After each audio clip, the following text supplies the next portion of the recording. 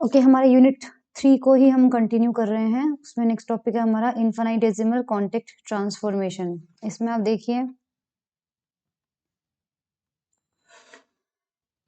the transformation in which the new set of coordinate differ from the old set of coordinate by infinitesimal। इससे पहले हमने canonical में किया था, वो Q और P में एक ट्रांसफॉर्मेशन इक्वेशन थी। अगर यहाँ पर इनफाइनाइटेसिमल वर्ड आ गया है, इसका मतलब जो नया वाला कोऑर्डिनेट है वो पुराने वाले से बस हल्का सा ही अमाउंट से डिफर कर रहा है। तो ये इसमें मतलब जो क्यू के है, कैपिटल क्यू है, उसको हम लिख सकते हैं, मतलब वो स्मॉल क्यू के बराबर नहीं है एग्जैक्टली, उसमें छोटी सी क्वांटिटी ऐड कर दी गई है। So the transformation in which the new set of coordinate differ from the old set of coordinate by very short number या इनफाइनाइटेसिमल उसको बोल रहे हैं। सिमिलरली पीके जो है उसे हम ये लिख सकते हैं, now these are called infinitesimal contact transformation. ठीक है, अब हमने अभी एक प्रीवियस लेक्चर में आप देखेंगे कि हमने एक एग्जांपल सॉल्व किया था जिसमें हमने कहा था कि ये जो फंक्शन होता है ये आइडेंटिटी ट्रांसफॉर्मेशन जनरेट करता है, और आइडेंटिटी का मतलब है कि नया वाला पुराने वाले के इक्वल होगा, यानी कि नया वाला जो क्यू है वो छोटे वाले क्यू के इक्वल है and new capital P is equal to small P. Okay, now in that case the generating function giving, अब हमें नया जनरेटिंग फंक्शन लिखना है क्योंकि हमारा इस बार देखो इसमें तो हमने F2 बोल दिया, F2 इसलिए बोल दिया क्योंकि वो नए वाले को बिल्कुल पुराने वाले के इक्वल ट्रांसफॉर्मेशन दे रहा था। पर अब हमें क्या चाहिए, नया वाला पुराने वाले के एग्जैक्टली इक्वल नहीं है, हल्का सा डिफरेंस है। अगर डिफरेंस है तो जनरेटिंग फंक्शन में भी चेंज होना चाहिए, लेकिन वो चेंज हल्का सा होना चाहिए। इसलिए जो नया वाला जनरेटिंग फंक्शन है होगा वो F2 ही। तो इस बार इस पर्टिकुलर केस में हम F2 को क्या लिखेंगे, F2 हमारा क्या आ रहा था, समेशन क्यू के पी के, ये आइडेंटिटी ट्रांसफॉर्मेशन जनरेट करता है, तो ये तो आएगा ही आएगा। इसके साथ बस एक्स्ट्रा टर्म आ रही है जो कि स्मॉल क्यू कैपिटल पी का ही फंक्शन होगा, क्योंकि जो हमारा F2 है वो स्मॉल क्यू कैपिटल पी का है। ठीक है, तो उसको हमने एप्सिलॉन से मल्टीप्लाई कर दिया। तो जहां g एक फंक्शन है लेकिन एप्सिलॉन से मल्टीप्लाई होके वो क्वांटिटी काफी छोटी हो जाती है। ये तभी हो सकता है जब आपके पास एप्सिलॉन जो है that should be a very small quantity. So epsilon is an infinitesimal parameter of the transformation, और g जो है वो कोई आर्बिट्ररी फंक्शन है। आई होप आपको समझ में आ गया है। हम F2 ये लेते अगर तो स्मॉल क्यू कैपिटल क्यू के बराबर हो जाता, लेकिन इस एप्सिलॉन वाली टर्म की प्रेजेंस की वजह से अब ये इसके अंदर एक टर्म को ऐड कर देगा। आइडेंटिटी ट्रांसफॉर्मेशन एग्जैक्टली नहीं देगा, हल्का सा डिफर करते हुए नया पैरामीटर हमें दे देगा। ठीक है, ये जो इक्वेशन 55 है इसे हम 27 में पुट करते हैं। 27 इक्वेशन जो हमने प्रीवियस लेक्चर में पढ़ी थी, बता देती हूँ क्या था।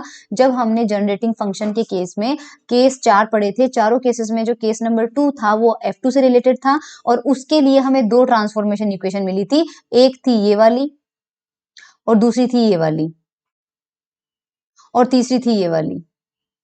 ठीक है, मतलब del F by del T होता है यहाँ पे, पर del F by del T 0 है, टाइम डिपेंडेंट नहीं है था, इक्वल हो गया था। पहले इसकी वैल्यू निकालते हैं। स्मॉल पी के पहले क्या था, del F2 by del Q के आ रहा था। अब del F2 by del Q के में यहाँ F2 आ रहा था, F2 की जगह हम वैल्यू कौन सी पुट करते हैं, 55। तो ये आ जाएगा क्यू के पी के प्लस एप्सिलॉन टाइम्स जी। तो क्यू के रिस्पेक्ट में करेंगे तो क्यू के से क्यू के का तो 1 हो जाएगा, कितना बचेगा, ओनली पी के। तो ये आ गया पी के प्लस एप्सिलॉन, एक कांस्टेंट नंबर होगा जो बहुत छोटी क्वांटिटी है, और जी का हो जाएगा तो प्लस एप्सिलॉन। सिमिलरली आप क्यू के को सॉल्व करेंगे तो F2 का कैपिटल पी के रिस्पेक्ट में डिफरेंशिएशन करेंगे तो 55 इक्वेशन को पुट करने के बाद ये आपको मिलेगा, और ये हमारे पास है। सो देयरफॉर अगर आपको जो चीज मैं निकालना चाहती हूँ, इसका मतलब देखो इस इक्वेशन को लिखते हैं यहाँ पे। सो बेसिकली हमें क्यू के किसके इक्वल मिला है, हमें क्यू के मिला है इसके इक्वल, हमें क्यू के मिला है स्मॉल क्यू के plus epsilon del G upon del P के। यहां से अगर मैं इसकी वैल्यू निकालूं, यानी कि इसको मैं इधर लेके चले जाऊं, तो क्यू के माइनस क्यू के आ जाएगा, और वो हमारे ऊपर वाले एक्सप्रेशन से, कहां से, जस्ट अ मिनट, इसमें देखो, अगर यहां से आप Q माइनस क्यू निकालो तो कितना आ रहा है, डेल क्यू क्या आ रहा है, करेक्ट। तो यहां से ये जो है वैसे तो डेल क्यू है, और इस इक्वेशन से अगर निकालो तो इसकी इक्वल आ रही है, इसकी इक्वल आ रही है। सिमिलरली P माइनस पी जो है, यहां से देखो ये स्मॉल p है, this will be equal to capital P plus this, तो इसको और इसका डिफरेंस लोगे तो माइनस में ये वाली क्वांटिटी आएगी, और माइनस में ये क्वांटिटी आ जाएगी, हम यहाँ लिख लेंगे। 57 इक्वेशन मिल गया। सिंस द डिफरेंसेस, अब बहुत इंपॉर्टेंट चीज, हमें पता है कि हमने खुद ने बोला है कि जो पीके है वो स्मॉल पीके के अंदर एक बहुत छोटी सी क्वांटिटी ऐड कर रहे हैं, this term is very small, इतना है कि this term is tends to zero. तो अगर कहीं पे कैपिटल पी लिखा हुआ है तो उसकी जगह हम small P nearly equal to रख सकते हैं, या स्मॉल पी लिखा हुआ है तो कैपिटल पी रख सकते हैं। तो we will replace capital P K by small P K in the derivative, derivative वाले पार्ट में रखेंगे, ठीक है। सो ये रहा डेरिवेटिव वाला, यहाँ कैपिटल पी दिया हुआ है, इस कैपिटल पी की जगह ये देखिए स्मॉल पी रख दिया गया है, किसके एक्सप्रेशन में, डेल्टा क्यू के एक्सप्रेशन में। तो एक तो हमने ये चीज किया है, ठीक है। सेकंड वाले को हमने कुछ नहीं किया, इसको हम एज इट इज रखेंगे, ये लो इसको हमने एज इट इज रख दिया, कुछ भी नहीं किया, okay. Now in case of infinitesimal contact transformation, the description is transferred to the function g instead of the original generating function f। इसका ये मतलब है, आप याद कीजिए जब आपका f2 जनरेटिंग फंक्शन हुआ करता था तब आपको दो इक्वेशन मिलती थी। अब इन्फानाइटेसिमल कॉन्टेक्ट ट्रांसफॉर्मेशन के केस में भी आपको दो ट्रांसफॉर्मेशन इक्वेशन मिल रही है, लेकिन उस ट्रांसफॉर्मेशन इक्वेशन में एलएचएस में कोई भी बड़ा वेरिएबल नहीं है, दोनों काफी छोटे वेरिएबल हैं। इसका मतलब ये हमारी ट्रांसफॉर्मेशन इक्वेशन जो है वो हमारे इन्फानाइटेसिमल कॉन्टेक्ट ट्रांसफॉर्मेशन के करस्पॉन्डिंग है। और अगर आप ध्यान से देखिए तो जहां F2 को आना चाहिए था अब वहां G आ रहा है, इसलिए हमारा जो नया जनरेटिंग फंक्शन है वो है g। तो thus g is the new generating function which generates the infinitesimal contact transformation. अगर एग्जाम में क्वेश्चन आता है कि इन्फानाइटेसिमल कॉन्टेक्ट ट्रांसफॉर्मेशन को एक्सप्लेन कीजिए तो आपको यहीं तक रुक जाना है, लेकिन अगर एग्जाम में क्वेश्चन आता है कि prove that the motion of a system in small time dt can be described by infinitesimal canonical transformation generated by Hamiltonian, तो आपको यहां से लेकर यहां तक का पार्ट करना है। अगर वो लेंदी क्वेश्चन में आता है तो पूरा डेरिवेशन कर दीजिए, 1 मार्क में आता है तो सिर्फ अभी जो बताने जा रही हूँ वो करना है। तो करना क्या है, हम एक स्पेशल केस लेते हैं जिसमें हमें, क्योंकि एप्सिलॉन हमें बहुत छोटा नंबर चाहिए और जो भी जैसे dt लिखते हैं या किसी के भी आगे d लग जाता है तो वो क्वांटिटी बहुत छोटी हो जाती है। तो मान लीजिए एप्सिलॉन को हम dt मान लेते हैं और g की जगह अगर h पुट करते हैं तो 58 इक्वेशन क्या होगी, लेफ्ट हैंड साइड में है डेल्टा क्यू के, लेफ्ट हैंड साइड में है डेल्टा टू के, एप्सिलॉन की जगह आ गया dt, g की जगह आ गया h, नीचे स्मॉल p है, एज इट इज रहने दो, ठीक है। इसको हमें क्या मिल सकता है, यहाँ पे देखो dt की जगह एज इट इज छोड़ दिया मैंने, और del h upon del P K को आप क्यू के डॉट लिख सकते हैं, कहां से, हैमिल्टन की इक्वेशन से। Remember Hamilton equation of motion, Hamilton की इक्वेशन ऑफ मोशन से क्यू डॉट हमारा आया करता था del h upon del P K, ठीक है। अब dt को q डॉट से मल्टीप्लाई करो, dt को q डॉट का मतलब क्या होता है, dq बाई dt होता है, तो dt से dt कैंसिल आउट, सिंपली क्या हो गया dq के, तो ये मिल गया dq के। सिमिलरली आपको यहाँ पर क्या मिल रहा है, अब सिमिलरली डेल्टा पी के यहां से लिखो, सबसे पहले माइनस का एप्सिलॉन है तो minus dt, del h by G की जगह h पुट कर दिया, और del h by del Q के हमारा होता है p डॉट को dt से मल्टीप्लाई करोगे तो dp आ जाएगा, राइट। इसका मतलब हमें क्या मिल रहा है, डेल क्यू की मिल रहा है dq के इक्वल, और डेल p हमें मिल रहा है dp के equal. So these changes in the conjugate variables, sorry उल्टा लिख दिया क्या, नहीं सही लिखा है, डेल क्यू के dq के इक्वल आ रहा है, डेल p के dp के। So these represent infinitesimal change in coordinate in time, dt time में इतना चेंज हुआ है।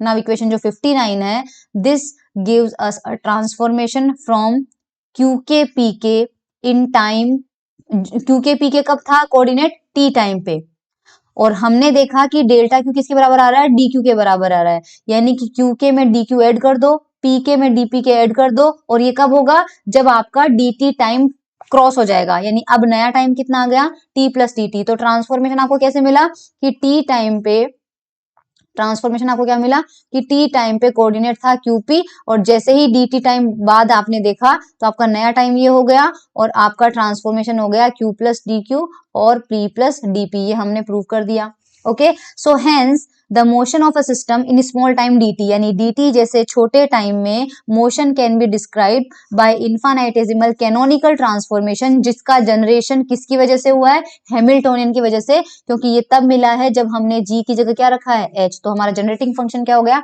Hamiltonian, okay. सो ये हमारा था इन्फानाइटेसिमल कॉन्टेक्ट ट्रांसफॉर्मेशन। चलिए नेक्स्ट चलते हैं। ओके, इस वाला पोर्शन हमारा खत्म हो जाता है। नेक्स्ट टॉपिक हमारा यूनिट में बताती हूँ क्या कौन सा है।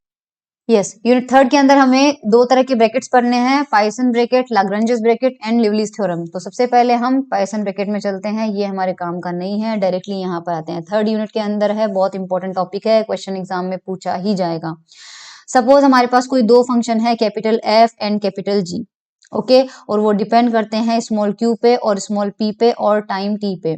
Then the Poisson bracket of F G is defined as. तो पाइसन ब्रैकेट को लिखने का तरीका ध्यान रखिएगा, आप अपनी मर्जी से ये वाला ब्रैकेट नहीं बनाएंगे, आप ये वाला ब्रैकेट भी नहीं बनाएंगे, क्योंकि इनका अलग मतलब होता है। आप ये वाला ही ब्रैकेट बनाएंगे। तो स्क्वायर ब्रैकेट में आपको वो दोनों फंक्शन लिखने हैं, ठीक है, और ये किन किन के ऊपर डिपेंड कर रहे हैं उसको आप यहाँ पर नीचे सबस्क्रिप्ट के फॉर्म में लिखेंगे। तो ये लिखने का तरीका होता है, और ये जो ब्रैकेट होता है वो डिफाइन किया जाता है किस तरह से, summation k equal to 1 to n इसलिए लिखा है क्योंकि हम q1 से लेके q1 तक की वैल्यू ले रहे हैं, p1 से pn तक की वैल्यू ले रहे हैं, तो सबके लिए समेशन लग गया। अब आप देखिए, सबसे पहले आपको f का q के रिस्पेक्ट में करना है, g का p के रिस्पेक्ट में करना है, माइनस f का p के रिस्पेक्ट में करना है, और g का q के रिस्पेक्ट में करना है। ये जो फॉर्मूला है या ये जो तरीका या ये जो ब्रैकेट आपके पास एक्सप्रेशन दिया है, this is the expression for Poisson bracket. Derivation इसका नहीं पूछा जाता है, सिर्फ आपके पास ये इसका फॉर्मूला आपको याद रखना है, ठीक है। नॉर्मली पाइसन ब्रैकेट में नीचे वाले को कभी कभी स्किप कर दिया जाता है, तो भी आप मत समझिएगा कि वो पाइसन ब्रैकेट नहीं है। अगर वो स्क्वायर ब्रैकेट में लिखा हुआ है तो definitely it is a Poisson bracket. Now total time derivative of the function f can be written as, क्योंकि हमने देखा कि f जो है वो किस किस का फंक्शन है, QPT का फंक्शन है। तो अगर हम उसका टोटल टाइम डेरिवेटिव निकालते हैं तो क्या मिलेगा, df/dt मिलेगा। t का तो अलग से आता ही है, और f का q के रेस्पेक्ट में, q का खुद का इसलिए डॉट लग गया, f का p के रेस्पेक्ट में, p का खुद का इसलिए यहाँ पर डॉट लग गया, और टाइम का आ चुका है। यूजिंग हैमिल्टन इक्वेशन, हैमिल्टन की इक्वेशन हम जानते हैं, q dot is equal to del h over del p होता है, और माइनस का p डॉट हमारे पास ये होता है। अगर ये वैल्यूज इक्वेशन 6 में रखते हैं तो df/dt क्या मिलेगा, df/dt को हम लिख सकते हैं f डॉट। तो पहला टर्म ये जो है ये तो एज इट इज यहाँ पे लिखा हुआ है, समेशन आपके पास एज इट इज है, ठीक है। Del f by del q K as it is रखिए, q डॉट की जगह ये रख दीजिए del h upon del p K, आ गया। सिमिलरली ये second term as it is रखा है हमने, ठीक है, और p डॉट की जगह में रखना है माइनस का del h by del q K. तो del h by del q K आ चुका है, और यहाँ का जो प्लस साइन था वो अब क्या हो चुका है, माइनस हो चुका है। अब हम क्या करेंगे, ये जो इस वाला ये पूरा पार्ट है, ये पूरा वाला part, if you remember this is the Poisson bracket of, पहला फंक्शन f है लेकिन दूसरी जगह g की जगह क्या आ रहा है, h आ रहा है, तो this is the Poisson bracket of fh। तो ये तो हो जाएगा fh, और del f by del t आ जाएगा। नाउ एग्जाम में ये एक्सप्रेशन का डेरिवेशन पूछा जा सकता है, और पूछा गया है यूनिवर्सिटी ऑफ कोटा में, ठीक है। Now from this equation we see that if f is a constant of motion, मान लीजिए अगर f जो है कांस्टेंट ऑफ मोशन, मैंने आपको बहुत बार लैग्रांजियन डायनेमिक्स वाले चैप्टर में भी बताया था कि अगर कोई फंक्शन आपका कांस्टेंट ऑफ मोशन होता है तो टाइम के साथ उसका टोटल डेरिवेटिव हमेशा जीरो आता है। इन दैट केस अगर f कांस्टेंट ऑफ मोशन है तो df/dt will be zero, in that case right hand side will be zero and we will get this expression. और ऐसे में भी अगर f जो है एक्सप्लिसिटली टाइम का फंक्शन नहीं है, तो एक्सप्लिसिट वर्ड का मीनिंग भी बहुत बार समझाया है, del f by del t zero होने का मतलब है f is not an explicit function of time. In that case we will get del f by del t equal to zero, और उस कंडीशन में आपके पास आ जाएगा ये जीरो, क्योंकि अगर दोनों में से ये जीरो हो गया है तो अब बचा क्या, यही जीरो हो जाएगा। सो इसका मतलब आप क्या एक स्टेटमेंट दे सकते हो, if a function f does not depend on time explicitly, यानी कि del f by del t zero, and is a constant of motion, यानी कि df/dt zero, then it's Poisson bracket with Hamiltonian का मतलब है fh। इस function का Hamiltonian के साथ पाइसन ब्रैकेट वैनिशेस, क्योंकि वो भी जीरो आ गया। In other word a function whose Poisson, अब उल्टा बोलते हैं, अगर किसी का पाइसन ब्रैकेट हैमिल्टोनियन के साथ जीरो आता है तो वो फंक्शन हमेशा कांस्टेंट ऑफ मोशन होगा, ठीक है, ये इसका मतलब था। स्पेशल इक्वेशन, अब देखो ये बहुत इंपॉर्टेंट है, पाइसन ब्रैकेट के फॉर्म में आपके पास एग्जाम में क्वेश्चन आ सकता है, write down the equation of motion in Poisson bracket form. तो ये आपको लिखना है special cases of equation number 8। Equation number 8 देखिए, ये रहा इक्वेशन नंबर 8, ये df/dt में एक बार लिख देती हूँ, हमें मिला है df/dt is equals to del f by del t, ये हमने प्रूव किया है, ओके, ये हमने अभी भी देखा। अब देखिए अगर इक्वेशन ऑफ मोशन आपको डिराइव करनी है, इक्वेशन ऑफ मोशन आपको डिराइव करनी है, तो आप क्या करेंगे एग्जाम में, आपको एफ की जगह एक बार आप रिप्लेस कीजिए क्यू के से, तो लेफ्ट हैंड साइड में क्या आ जाएगा, डी क्यू के बाई डी टी, जिसे मैं लिख सकती हूँ क्यू के डॉट। और हम जानते हैं कि एफ हो या एच हो या एच एल हो, तो एच में हम क्या लिख सकते हैं, क्यू, पी और टी लिखते हैं। और मैंने आपको बहुत बार कहा है कि जब अंदर ब्रैकेट में अगर इस तरह के वेरिएबल होते हैं तो ये तीनों एक दूसरे पर डिपेंड, मतलब तीनों जो होते हैं वो इंडिपेंडेंट वेरिएबल की तरह ट्रीट होता है, एक्सप्लिसिटली डिपेंडेंस नहीं होती, यानी जो क्यू है वो एक्सप्लिसिटली टाइम पे डिपेंड नहीं कर रहा है। तो ये वाला जो एक्सप्रेशन आएगा वो आपको क्या मिलेगा, del Q by del T, और del Q by del T होगा आपका जीरो, तो पहला टर्म जीरो मिल जाएगा, प्लस यहाँ पे आपको मिलेगा एफ की जगह रखना है क्यू के और एच, तो ये इक्वेशन ऑफ मोशन होगी, ध्यान रखना, Q dot is equal to Q के H. Let me show you, ये देखिए एफ को क्यू के रखो तो क्यू के डॉट, अभी दूसरा आप खुद कीजिए, एफ को पी के रखो तो पी के डॉट आपका मिलेगा, और अगर एफ को आपने एच रख दिया तो D F by D T था पहले, वहां पे होगा D H by D T is equal to, फिर यहाँ del F by del T था तो यहाँ हो जाएगा del H by del T, और यहाँ पर था एफ डॉट एच। हमेशा ध्यान रखना किसी भी फंक्शन का खुद के साथ पाइथन ब्रैकेट हमेशा जीरो आता है, तो ऐसे सिचुएशन में आपको एच डॉट क्या मिलेगा, del H by del T, ये रहा H dot is equal to del H by del T. These are called equation of motion in Poisson bracket form. So equation are identical to Hamilton equation, जो हमने Hamiltonian dynamics में पढ़ा था, and are referred as equation of motion in Poisson bracket form. अभी जो properties है Poisson bracket की, ये भी कई बार एग्जाम में पूछी जाती है, तो आप ध्यान रखिएगा। एफ जी आपका जो है वो जी एफ के इक्वल है, क्यों, क्योंकि देखो एफ जी कैसे लिखेंगे, एफ का क्यू के साथ करो, जी का पी के साथ करो, माइनस एफ का पी के साथ करो, जी का क्यू के साथ करो। अगर इस एक्सप्रेशन से माइनस साइन बाहर ले लिया जाता है, माइनस कॉमन लोगे तो ये पहले आ जाएगा और ये बाद में आ जाएगा, और जो आप लिखोगे this is the Poisson bracket of G F, ठीक है। सो ये चीज एक प्रॉपर्टी हमारे पास हो गई।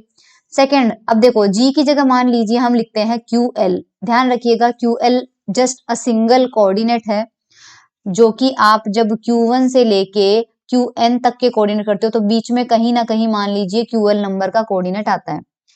ऐसी सिचुएशन में अगर f का QL के साथ पाइथन ब्रैकेट लेते हैं तो जहां पर g था वहां पर आप QL रख दीजिए, तो पाइथन ब्रैकेट ये हो जाएगा, समेशन l पे नहीं लगा है, समेशन केवल k पे लगा है, राइट। आप जानते हो कि हम जब हैमिल्टोनियन में लिखते हैं QPT, इसका मतलब Q1 से लेके Q1 एक दूसरे पे डिपेंड नहीं कर रहे हैं, P1 से लेके Pn एक दूसरे पे डिपेंड नहीं कर रहे हैं, और ये दोनों एक्सप्लिसिटली टाइम पे भी डिपेंड नहीं कर रहे हैं, विच मीन्स कि f का QK के साथ तो एक बार रहने दीजिए, लेकिन यहाँ पर आपके पास जो टर्म आया है वो बेसिकली आप क्या कर रहे हो, आप QL का P के रेस्पेक्ट में डिफरेंशिएशन कर रहे हो, जबकि आप जानते हो कि Q और P एक दूसरे पे डिपेंडेंट नहीं है, that's why this term will be zero. और जैसे ही ये जीरो होगी आपका फर्स्ट टर्म खत्म।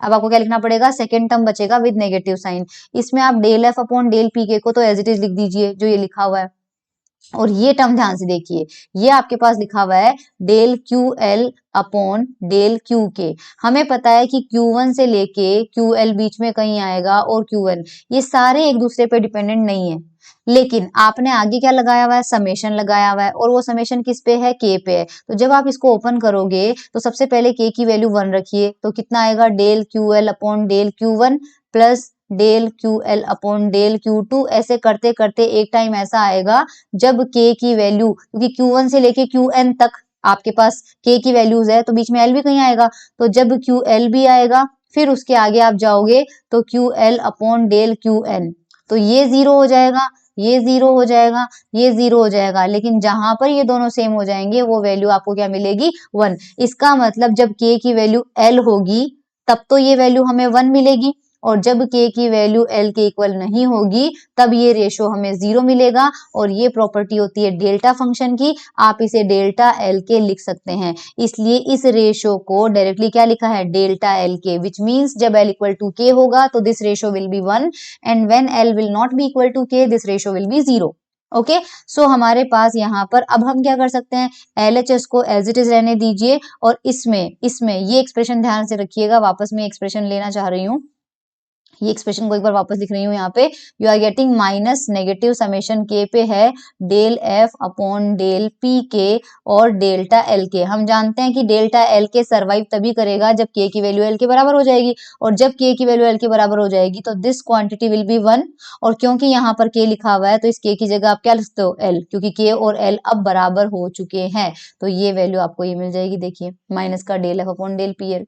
सिमिलरली जैसा मैंने क्यू का समझाया वैसा आप पी का कीजिए, है ना। ऑल्सो ये हमने जी की जगह मैंने रखा है क्यू एल, अगर हम एफ की जगह क्यू के रखते हैं, एफ की जगह क्यू के रखते हैं, इसी में एफ की जगह क्यू के रख दो तो क्यू के और क्यू एल हो जाएगा। क्यू के और क्यू एल होता है, ऊपर वाला तो एज इट इज आएगा, डेल एफ है, एफ की जगह आपने क्या रख दिया, क्यू के, तो ऊपर क्या आ जाएगा, डेल क्यू के, नीचे का डेल पीएल है वो एज इट इज आएगा। और हम जानते हैं क्यू के और पीएल कभी ये रेशो 1 नहीं मिल सकता, क्योंकि सारे क्यू जो है वो सारे पी से इंडिपेंडेंट है, so this ratio will always be 0, ठीक है। एंड ये अगर f को हम pk के इक्वल रखते हैं इसी एक्सप्रेशन में, इसी में f की जगह अगर अपन pk रखते हैं तो pk क्यूएल होगा, तो इस वाले एक्सप्रेशन को इस फॉर्म में लिख सकते हो आप, ठीक है। और pk और pl भी हमें पता है कि कब ये रेशो 1 होगा, जब दोनों सेम हो जाएंगे, तो इसे हम माइनस का डेल्टा के रख सकते हैं, और जब दोनों सेम नहीं होंगे तो वी विल गेट 0। ये तब था पहली प्रॉपर्टी जब g को हमने QL रखा। अब सेम चारों चीजें करनी है when g is equals to PL, तो हमारा पाइथन ब्रैकेट जो FG था वो FPL हो जाएगा। और ये एक्सप्रेशन कैसे आया, जो ऊपर मैंने बताया है सेम टू सेम तरीके से आपको ये चारों डेरिवेशन करना है, असाइनमेंट है, खुद ट्राई कीजिए, कर सकते हो। So the above result can be summarized as कि QK QL और PK PL, देखो PK PL 0 मिला, ऊपर हमने QK QL को 0 किया, और QK PL जो है वो डेल्टा KL के इक्वल, तो ये रिलेशन आप याद रखिएगा। क्रोनिकर डेल्टा की जो प्रॉपर्टी है वो यहाँ पे है, equation 19 and equation 20 are called fundamental Poisson bracket. Remember one thing exam में आता है कि write down the expression for fundamental Poisson bracket, तो फंडामेंटल पाइथन ब्रैकेट जो होते हैं वो Q और P में होते हैं, ओके। नाउ कुछ और आइडेंटिटीज भी है पाइथन ब्रैकेट की, अगर आप सेम फंक्शन का, सेम किसी भी फंक्शन का खुद के साथ पाइथन ब्रैकेट लेते हैं you will always get 0, okay. Then अगर आप कोई कांस्टेंट के साथ पाइथन ब्रैकेट लेते हैं तो आपको 0 मिलेगा, क्यों, क्योंकि देखो इसको ओपन करो तो f का q के रेस्पेक्ट में होगा और c का p के रेस्पेक्ट में होगा, माइनस f का p के रेस्पेक्ट में होगा और c का q के रेस्पेक्ट में होगा। कांस्टेंट का डिफरेंशिएशन 0 होता है, इसलिए यहाँ ये 0 हो जाएगा और यहाँ ये 0 हो जाएगा, सो अगेन आप 0 मिलेगा। थर्ड वाले में c अगर कांस्टेंट है तो सी एफ जी को आप क्या लिख सकते हो, c को बाहर लेते हुए, कैसे, ये देखिए सी एफ, तो डेल्टा सी एफ का q के रेस्पेक्ट में और डेल्टा g का p के रेस्पेक्ट में, माइनस डेल्टा सी एफ का p के रेस्पेक्ट में और डेल्टा g का q के रेस्पेक्ट में। यहाँ से भी c कॉमन है, यहाँ से भी c कॉमन है, तो c को बाहर लेते हुए del f upon del q हो जाएगा, del g upon del p हो जाएगा, del f upon del p हो जाएगा, del g upon del q हो जाएगा। और ये हम जानते हैं what is this, this is the bracket F G, c बाहर, तो ये वाला थर्ड वाला हो जाएगा। फोर्थ वाला f1 प्लस f2g है, f1 प्लस f2 का g के साथ करते हैं, वैसे तो ये बहुत इजी है, देखो तो डेल्टा f1 प्लस f2 का q के रेस्पेक्ट में, मैं k नहीं लगा रही हूँ, मैं जस्ट सिंपली आपको बता रही हूँ, आपको एग्जाम में पूरा करना है, minus delta f1 plus f2 के साथ में p का और g के साथ में q का। आप इसे क्या लिख सकते हो, डिफरेंशिएशन की प्रॉपर्टी होती है कि आप इसे लिख सकते हो delta f1 by delta q plus delta f2 upon delta q, और ये मल्टीप्लाई हो रहा है del g upon del p के साथ, minus delta f1 upon delta p plus delta f2 upon delta p, और ये मल्टीप्लाई हो रहा है delta g upon delta q। Then इसको इसके साथ मल्टीप्लाई करो, delta f1 upon delta q delta g upon delta p, और इसके साथ में ये वाला टर्म लिख लो, minus delta f1 upon delta p delta g upon delta q, इसको एक ब्रैकेट में रहने दो, अब इसको इसके साथ इन दोनों को साथ में ले लो, है ना, तो यहाँ पे प्लस आएगा delta f2 upon delta q delta g upon delta p, और इन दोनों को साथ में ले लो, माइनस का delta f2 upon delta p delta g upon delta q। Now if you see this is the Poisson bracket of f1g plus this is the Poisson bracket of f2g, और यही हमें प्रूव करने को यहाँ पे fourth में था। Fifth वाला देखो, फिफ्थ वाला अच्छा है। एफ जी1 जी2 को ये लिख सकते हैं, तो एफ जी1 जी2 का कर लेते हैं, चलो एफ जी1 जी2 का है ना, तो F G1 G2, just a minute, मैं थोड़ा सा एक बार पाइथन ब्रैकेट का एक्सप्रेशन देखना चाह रही हूँ। हाँ ठीक है, नीचे वाला पी आ जाता है, नीचे वाला पी आ जाता है। ओके, तो सबसे पहले del F upon del Q del of जी1 जी2 upon del P minus del F upon del P del of जी1 जी2 अपॉन डेल क्यू। ओके, अब del F upon del Q as it is रखते हैं। दो फंक्शन का multiplication जब होता है तो एक का कांस्टेंट करके दूसरे का करो, दूसरे को कांस्टेंट करके पहले का करो। तो पहले अपन क्या करते हैं, इसमें जीवन का कर देते हैं, तो जीवन का कर दिया, राइट। उस टाइम पे जी2 को कांस्टेंट रखो, प्लस जीवन को कांस्टेंट रखो और जी2 का कर दो, del G two upon del P minus del F upon del P रखते हैं। यहाँ पे भी क्या करेंगे, एक बार जी1 का कर देते हैं, जी2 को कांस्टेंट, तो जी2 को कांस्टेंट किया, del G one upon del Q plus G one del G two upon del Q. अब यहाँ पे हम क्या करते हैं, इसको अंदर मल्टीप्लाई कर देते हैं, तो जी2 बाहर आ जाएगा और इन दोनों को साथ में ले लेते हैं, del F upon del Q del G one upon del P. ये तो जी2 है, इधर से जी2 बाहर लो, इन दोनों से जी2 बाहर ले लो, तो माइनस का del F upon del P del G one upon del Q. Similarly G one वाले टर्म को एक साथ लिख लो, जीवन वाले को एक साथ लिखो तो ये एफ इससे मल्टीप्लाई होगा यहाँ पे, del F upon del Q del G two upon del P minus इधर ये इससे मल्टीप्लाई होगा, जीवन वाले टर्म को एक साथ ले लिया मैंने, del F upon del P del G two upon del Q. थोड़ा सा ऑर्गेनाइज में हैंडराइटिंग अच्छी नहीं है मेरी। जी2, अब ये देखो, ये this is a Python bracket of F G1 और ये आपका जीवन के साथ में है, और ये पाइथन ब्रैकेट कौन सा हो जाएगा आपका एफ जी टू हो जाएगा, और साथ में जीवन, जीवन को आगे पीछे लिख दो, कोई फर्क नहीं पड़ेगा उससे। तो यहाँ पे देखो, जी1 के साथ एफ जी2 और जी2 के साथ एफ जी1। ओके, सिक्स है डेल बाय डेल टी जाएगा एफ जी पे, ठीक है, डेल बाय डेल टी जाएगा एफ जी पे, ये कर लेते हैं, डेल बाय डेल टी जाएगा एफ जी पे, तो डेल बाय डेल टी कर लेते हैं, और एफ और जी का कर देते हैं, तो del F by del Q del G by del P minus del F upon del P del G upon del Q. Yes, right. अब ये इस पे चला जाएगा, तो सबसे पहले दो फंक्शन है यहाँ पे, दो फंक्शन का मतलब है कि डेल बाय डेल टी पहले किस पे जाएगा, del F by del Q पे। उस टाइम पे हमारा del G by del P as it is रहेगा, तो del G by del P को बाहर ले लो, ठीक है, प्लस फिर del F by del Q को बाहर ले लो, और डेल बाय डेल टी को किस पे जाने दो, del G by del P पे जाने दो, minus del F upon del P को बाहर रहने दो, और डेल बाय डेल टी को जाने दो del G by del Q पे, minus del G by del Q को बाहर रहने दो, और डेल बाय डेल टी को जाने दो del F upon del P पे। आपके पास चार टर्म्स मिल रही है, दो दो टर्म से आपको मिल जाएगा।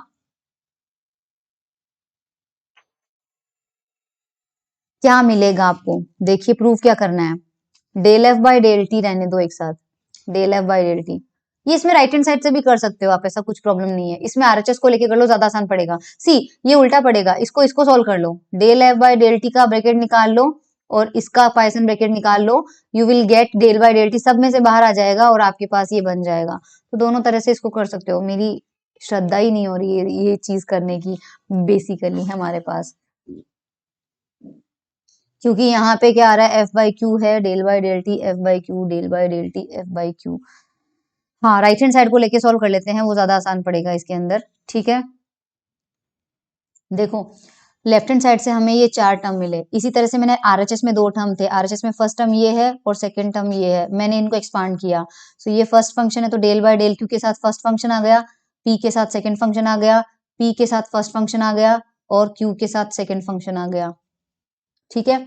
सिमिलरली यहाँ पर इसको मैंने ओपन किया f का q के साथ में और p के साथ में सेकंड फंक्शन का, p के साथ में फर्स्ट फंक्शन का, q के साथ में सेकंड फंक्शन। अब ध्यान से समझना कि हमें लेफ्ट हैंड साइड और राइट हैंड साइड को अगर इक्वेट करना है तो ये देखो, प्लस में हमारे पास एक टर्म ये आ रही है, प्लस में हमारे पास एक टर्म ये आ रही है, तो इसका मतलब यहाँ पर प्लस में ये टर्म है, यहाँ पे प्लस, इसका मतलब ये दोनों टर्म जो है वो इन दोनों टर्म के बराबर होनी चाहिए। तो देखते हैं कि ये वाली टर्म किसके बराबर है।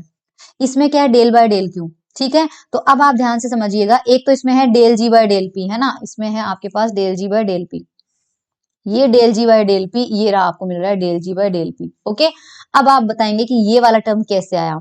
इस वाले टर्म में क्योंकि क्यू और टी एक दूसरे पर डिपेंडेंट नहीं है, क्योंकि टी और क्यू एक दूसरे पर डिपेंड नहीं है, इनका ऑर्डर चेंज किया जा सकता है। तो डेल बाय डेल टी को बाहर ले लो और डेल बाय डेल क्यू को अंदर ले लो, और डेल बाय डेल क्यू की जा रहा है एफ पे। अब ये देखो, del by del T del F by del Q आपको यहाँ मिल जाएगा, del by del T del F by del Q. तो ये वाला पार्ट इस वाले पार्ट से सेम हो गया। सिमिलरली सेकंड वाला देखते हैं, ये वाला इसको इक्वेट करते हैं। इसमें क्या आ रहा है कि del F by del Q, ये रहा del F by del Q, और इसमें p को इधर ले आओ और t को अंदर ले जाओ, तो ये वाला टर्म इस टर्म के सेम हो जाएगा, ये दो टर्म। सिमिलरली आप ये वाले दो टर्म देखना, ये वाले दो टर्म इन दो टर्म के इक्वल आ जाएंगे। तो आपको लेफ्ट हैंड साइड को भी थोड़ा सॉल्व करना है, फिर आरएचएस को सॉल्व करना है, फिर दोनों को इक्वेट कर देना है। सेकेंड है आपकी जैकोबीज आइडेंटिटी। ये एग्जाम में बहुत बार प्रूव करने को आता है, ये मैं नहीं करूंगी क्योंकि ये इस बुक में किया हुआ है एक सॉल्व एग्जाम्पल में। तो जैकोबी की आइडेंटिटी हम तब सॉल्व कर लेंगे। लाग्रांजेस ब्रैकेट पढ़ते हैं, ठीक है। लाग्रांजेस ब्रैकेट भी बड़ा इंपॉर्टेंट है। जैसे आपने पाइथन ब्रैकेट को स्क्वायर ब्रैकेट में लिखा था, उसी तरह से लाग्रांजे को कर्ली ब्रैकेट में लिया जाता है। तो अगर मान लीजिए कोई फंक्शन है एफ और जी, तो उनका जो लाग्रांजे ब्रैकेट है उसको ऐसे लिखा जाएगा, कर्ली ब्रैकेट में है हमारे पास एफ जी, और इसमें ध्यान रखना उल्टा है, इसमें फंक्शन नीचे आते हैं और क्यू और पी ऊपर आते हैं, तो क्यू और पी, पी और क्यू, ठीक है। लाग्रांजे ब्रैकेट में भी वही चीज है, एफ जी जो है वो माइनस के जी एफ के इक्वल आता है। क्यों? क्योंकि एफ जी लिखोगे तो ये आएगा, इसमें से माइनस कॉमन ले लोगे तो ये आ जाएगा। फर्दर अगर क्यू आई और क्यू जे दो डिफरेंट है, क्यू आई क्यू जे दो डिफरेंट वेरिएबल हैं, उनका जब लाग्रांजे ब्रैकेट लेते हैं तो जहां पर जी है वहां पर आपको रखना है क्यू जे, और जहां पे एफ है वहां आपको रखना है क्यू एल, ठीक है। तो ये देख लीजिए हमारे पास क्यू आई और क्यू जे आ जाएगा। तो ये इस तरह से लिखे जा सकते हैं, इन्होंने उल्टा लिख दिया पर कोई फर्क नहीं पड़ेगा, आंसर 0 ही आएगा। तो आप यहाँ पे ये टर्म और ये टर्म मिलेंगे। अब रिमेंबर वन थिंग, क्योंकि यहाँ पर P और Q है, आप इसको मत देखिए, ये तो कभी कभी नॉन जीरो भी होगा जब K और I इक्वल हो जाएंगे, बट यहाँ पर क्या है, ऊपर P है नीचे Q है, कोई सा भी P कोई से भी Q पे डिपेंड नहीं कर रहा है, इसलिए कभी भी P और Q का चाहे कोई सा भी कॉम्बिनेशन आ जाए, this term will always give you 0। तो यहाँ तो ये 0 हो रहा है और यहाँ पे ये P और Q है, ये 0 हो रहा है, इसलिए इनके साथ वाली क्वांटिटी चाहे नॉन जीरो हो रही हो या नहीं हो रही हो, we don't care about that, okay. बता रहा है क्योंकि ये टर्म 0 हो रहे हैं। Similarly one can prove for Lagrange's, जैसे हमने क्यू आई क्यूजे का किया वैसे ही पी आई पीजे भी 0 है, और क्यू आई पीजे जो है वो डेल्टा आईजे के इक्वल है, ये बता देती हूँ। क्यू आई पीजे निकाल लेते हैं बस ना, क्यू आई और पीजे लाग्रांजे ब्रैकेट में क्या होता है, ऊपर आते हैं, तो क्यू आई जो होगा, सॉरी ऊपर क्यू के है और ऊपर पी के है, माइनस मुझे याद नहीं रहता इसलिए मेरा लिखने का तरीका ये है, फिर ऊपर पी के है और ऊपर क्यू के है, नीचे फंक्शन इसी फॉर्म में आएगा क्यू आई पीजे। तो Q I PJ, Q I पीजे, ये लाग्रांजे ब्रैकेट है हमारे पास। अब इसमें देखो, इसमें तो P और Q का कॉम्बिनेशन आ गया तो ये तो 0 हो जाएगा, छोड़ दो। इसमें देखो, इसमें जब K इक्वल टू आई होगा, अगर K इक्वल टू आई होगा, ये क्वांटिटी भी 1 हो जाएगी और ये क्वांटिटी भी 1 हो जाएगी, क्योंकि इसमें दोनों P है, इसमें दोनों, तो डेल्टा के आई हम इसे लिख सकते हैं, राइट। हम इसे डेल्टा के आई लिख सकते हैं। रुको रुको रुको रुको रुको, ये जो Q वाला टर्म है इसमें तो K और I है, तो इसे तो हम लिख सकते हैं K और I। इसमें K और J है तो इसे लिख सकते हैं K और J। इसका मतलब K जो है वो I के भी इक्वल होना चाहिए और K जो है वो J के भी इक्वल होना चाहिए। इसका मतलब I और J इक्वल होने चाहिए, I और J इक्वल होने चाहिए। केवल तभी इसकी वैल्यू कितनी आएगी, 1, जब I और J, क्यों, क्योंकि इसमें रखते हैं, देखो I और J अगर इक्वल है तो यहाँ पे I है, यहाँ पे भी I हो जाएगा, और दो I और J दोनों K के इक्वल है, यहाँ पर भी I हो जाएगा, यहाँ पर भी, तो ये वैल्यू 1 हो जाएगी, इसलिए इन्होंने डेल्टा I J बोला है। ये देखो डेल्टा I J, ठीक है। तो वो K I और K J इसलिए नहीं बोला क्योंकि अगर K केवल I के इक्वल हुआ जे के इक्वल नहीं हुआ तो दूसरी टर्म जीरो हो जाएगी, और अगर वो जे के इक्वल हुआ, आई के इक्वल नहीं हुआ तो पहली टर्म जीरो हो जाएगी। Now relation between Lagrange's and Python bracket बहुत इंपॉर्टेंट है। हमें ये प्रूव करना है कि ये देखिए एफ के एफ आई लैग्रेंजे में दिया हुआ है और एफ के एफ जे पाइथन में दिया हुआ है। हमें प्रूव करना है कि इन दोनों के बीच में ये रिलेशन होता है। चलिए शुरू करते हैं, एलएचएस को एक्सपांड करते हैं, है ना, एलएचएस को एक्सपांड करते हैं। और ये समेशन के इक्वल टू 2n है, इसको एज इट इज रहने दीजिए। अब सबसे पहले के आई लैग्रेंजे ब्रैकेट को ओपन करते हैं, तो ये लैग्रेंजे ब्रैकेट का एक्सप्रेशन और ये हमारा हो जाएगा पाइथन ब्रैकेट का एक्सप्रेशन। क्योंकि दोनों मल्टीप्लिकेशन में है इसलिए दोनों के लिए सेम वेरिएबल नहीं लेंगे हम, ध्यान रखिएगा। तो यहाँ पर के और आई है हमारे पास, राइट, हमारे पास यहाँ पर के और आई है, तो इसके लिए हम जो क्यू और पी लेंगे उसके आगे के नहीं लगाएंगे, के नहीं लगाएंगे क्योंकि के ऑलरेडी यूज हो चुका है। तो इसके लिए एक नया सिंबल दे दो आप के और आई के लिए, वो सिंबल ले लो, मान लीजिए एल, तो क्यू एल और पी एल। इसके लिए क्यू एम और पी एम ले लो। तो ये देखिए एल पे समेशन लग गया, एम पे समेशन लग गया। एल वाला समेशन आपका लैग्रेंजे के लिए है और एम वाला समेशन आपके पाइथन के लिए है। ठीक है, ये एक्सप्रेशन मैंने वहीं से लिखा है। अब यहाँ पे इन्होंने तो एक लाइन में खत्म कर दिया यार, जबकि सिचुएशन बड़ी ही स्थितियां खराब है। अब हमें यहाँ पर क्या करना पड़ेगा, हमें वो 2 1 2 3 4 टर्म मिलेंगे यार, इसको मल्टीप्लाई करना बहुत भारी काम है। कैसे करूं मैं इसको मल्टीप्लाई? ओके, एक एक करके करते हैं क्योंकि मुझे देखना पड़ेगा। देखो मैं इस टर्म को इस टर्म से मल्टीप्लाई करती हूँ, तो हमें यहाँ पे क्या मिल रहा है, delta Q L upon delta F K. ठीक है,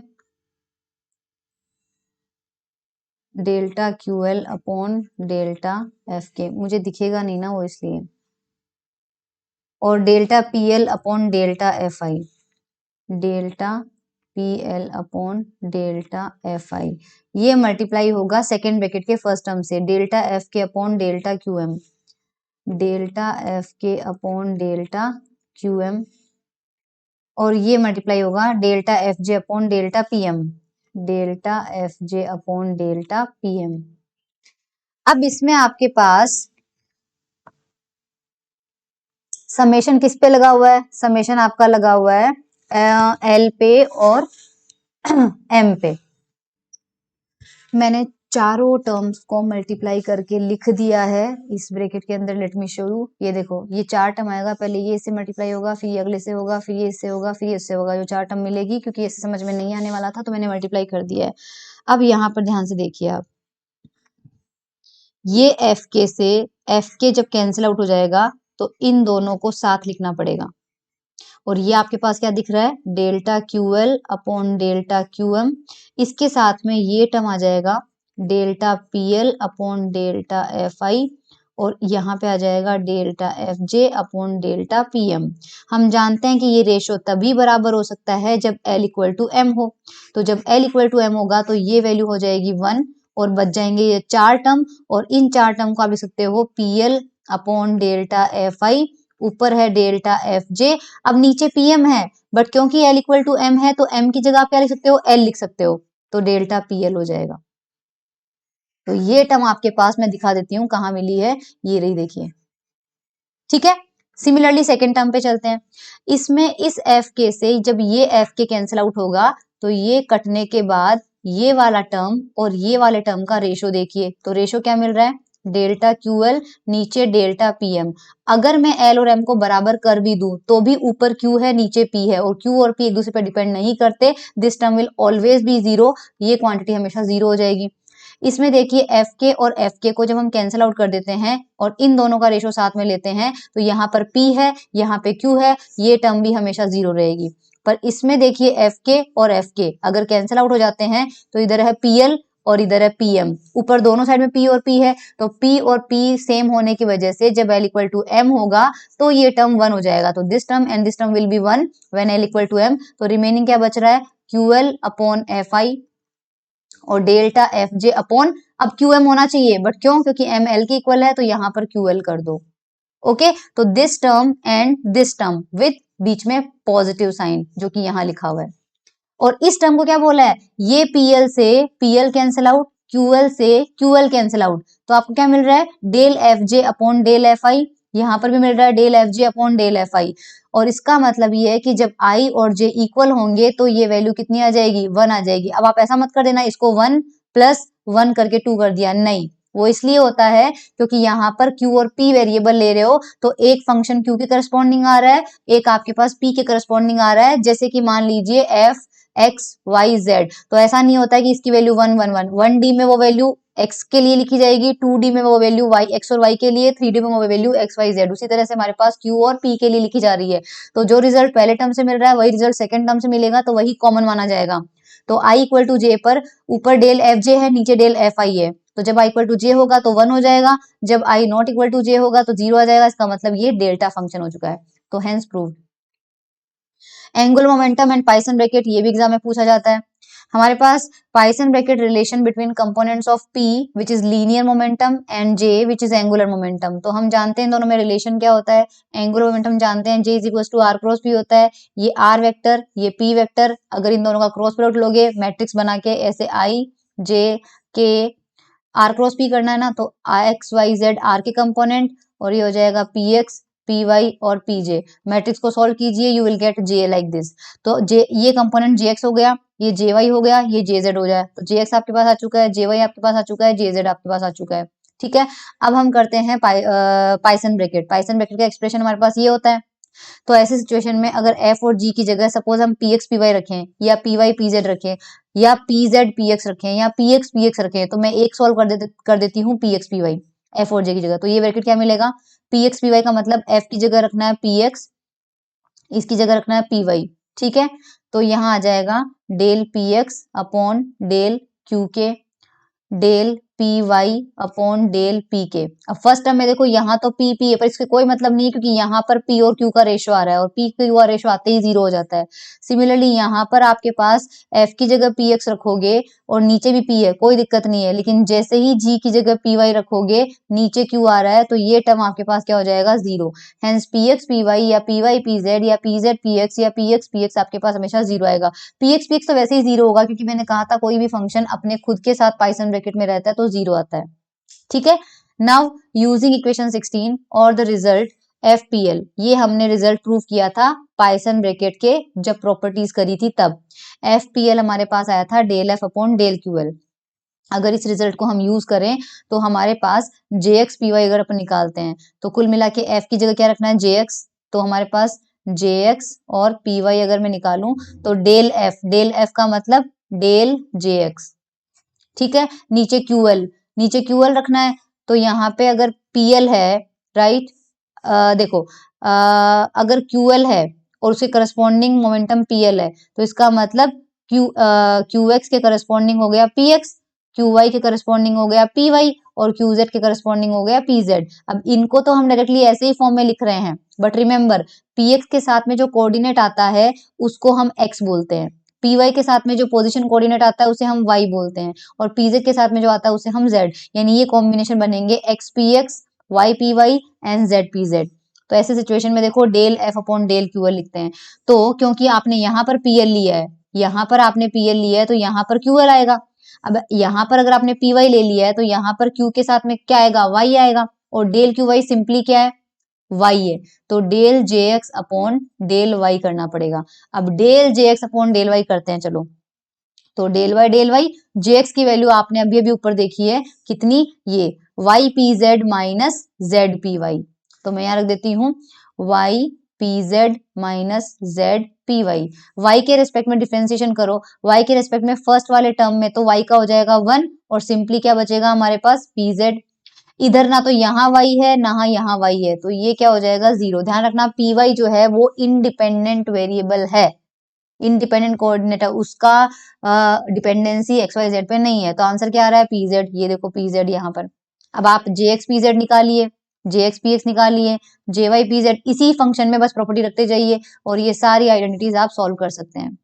फर्दर अगर JX JY निकाले तो उसी पाइसन ब्रैकेट के अंदर F और G की जगह पुट करेंगे JX और JY, नीचे वाले टर्म सेम रहेंगे। खुद बोल रहा है Q1 X है, Q2 Y है, Q3 Z है, P1 PX है, P2 PY है, P3, तो आगे अगर समेशन लगा हुआ है तो ओपन करना पड़ेगा, तो पहले X के लिए पूरा लिख लो, ये लो x के लिए लिख लिया, फिर y के लिए लिख लिया, फिर z के लिख लिया। अब ये सारी वैल्यू सॉल्व करो, jx का x के रेस्पेक्ट में डिफरेंशिएशन करो, jy का px के रेस्पेक्ट में करो। आपके पास jx jy jz के एक्सप्रेशन ऊपर है, उनको px py pz x y z के रेस्पेक्ट में डिफरेंशिएशन करो, आपको ये सारी क्वांटिटीज मिलेगी और आपके पास आंसर आएगा X P Y minus P X which is equal to J Z. तो अगर आप इसका मतलब है कि जे एक्स और जे वाई का पाइथन ब्रैकेट लेते हो तो वो आता है जे जेड के इक्वल।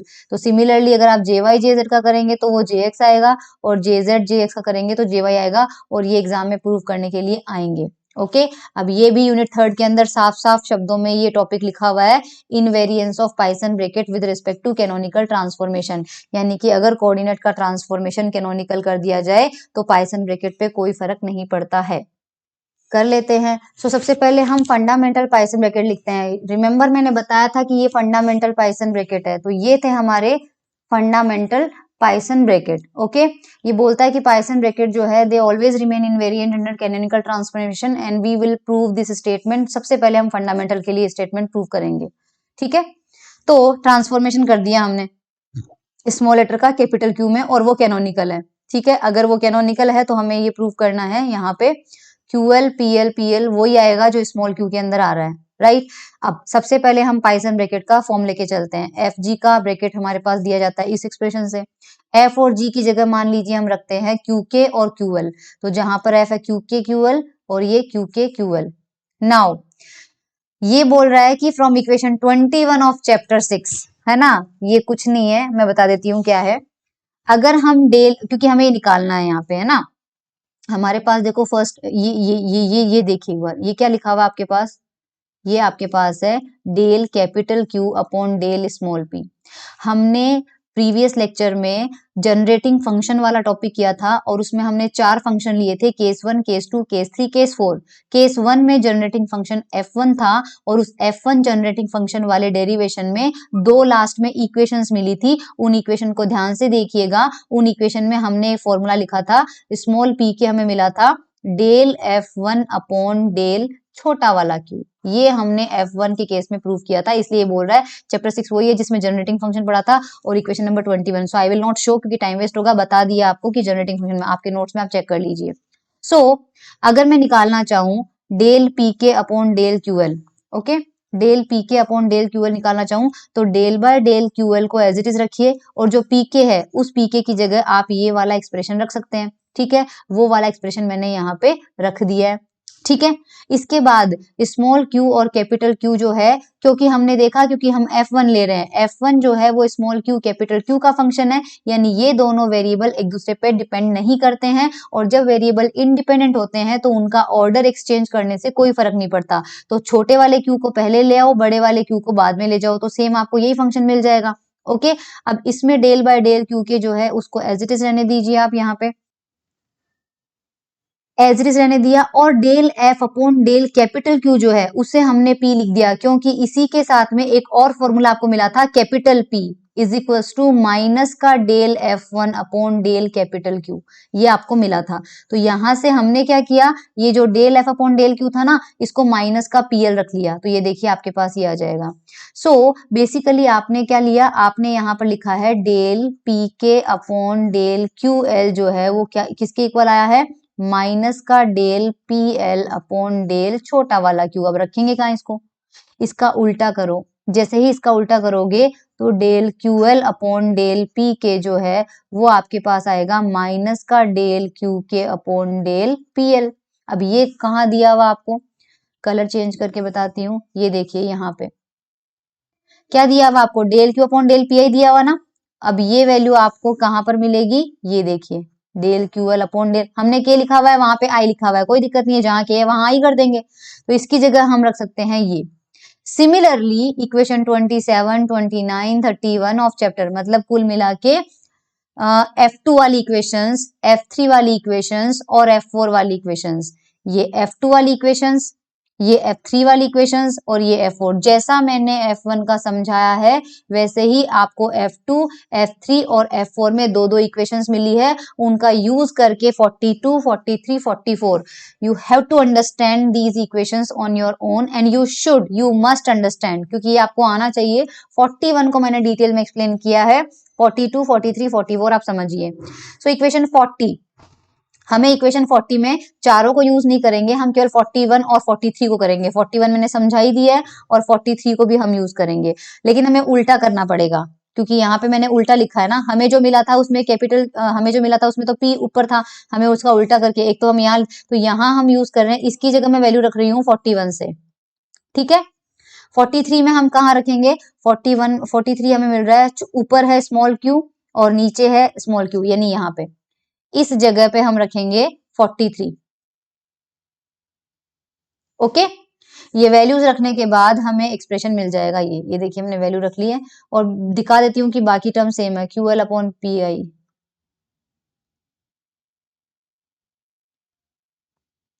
बाकी जो टर्म है ना वो सेम रखे हैं। कौन से सेम रखे हैं, late me show you with the colour green, dark green से बता देते हैं। ये सेम रखा है, इसको टच नहीं किया है, इसको भी टच नहीं किया है, बस इनके सामने 41 और 43 से वैल्यूज पुट कर दी है, तो ये हमें मिल जाएगा यहाँ से।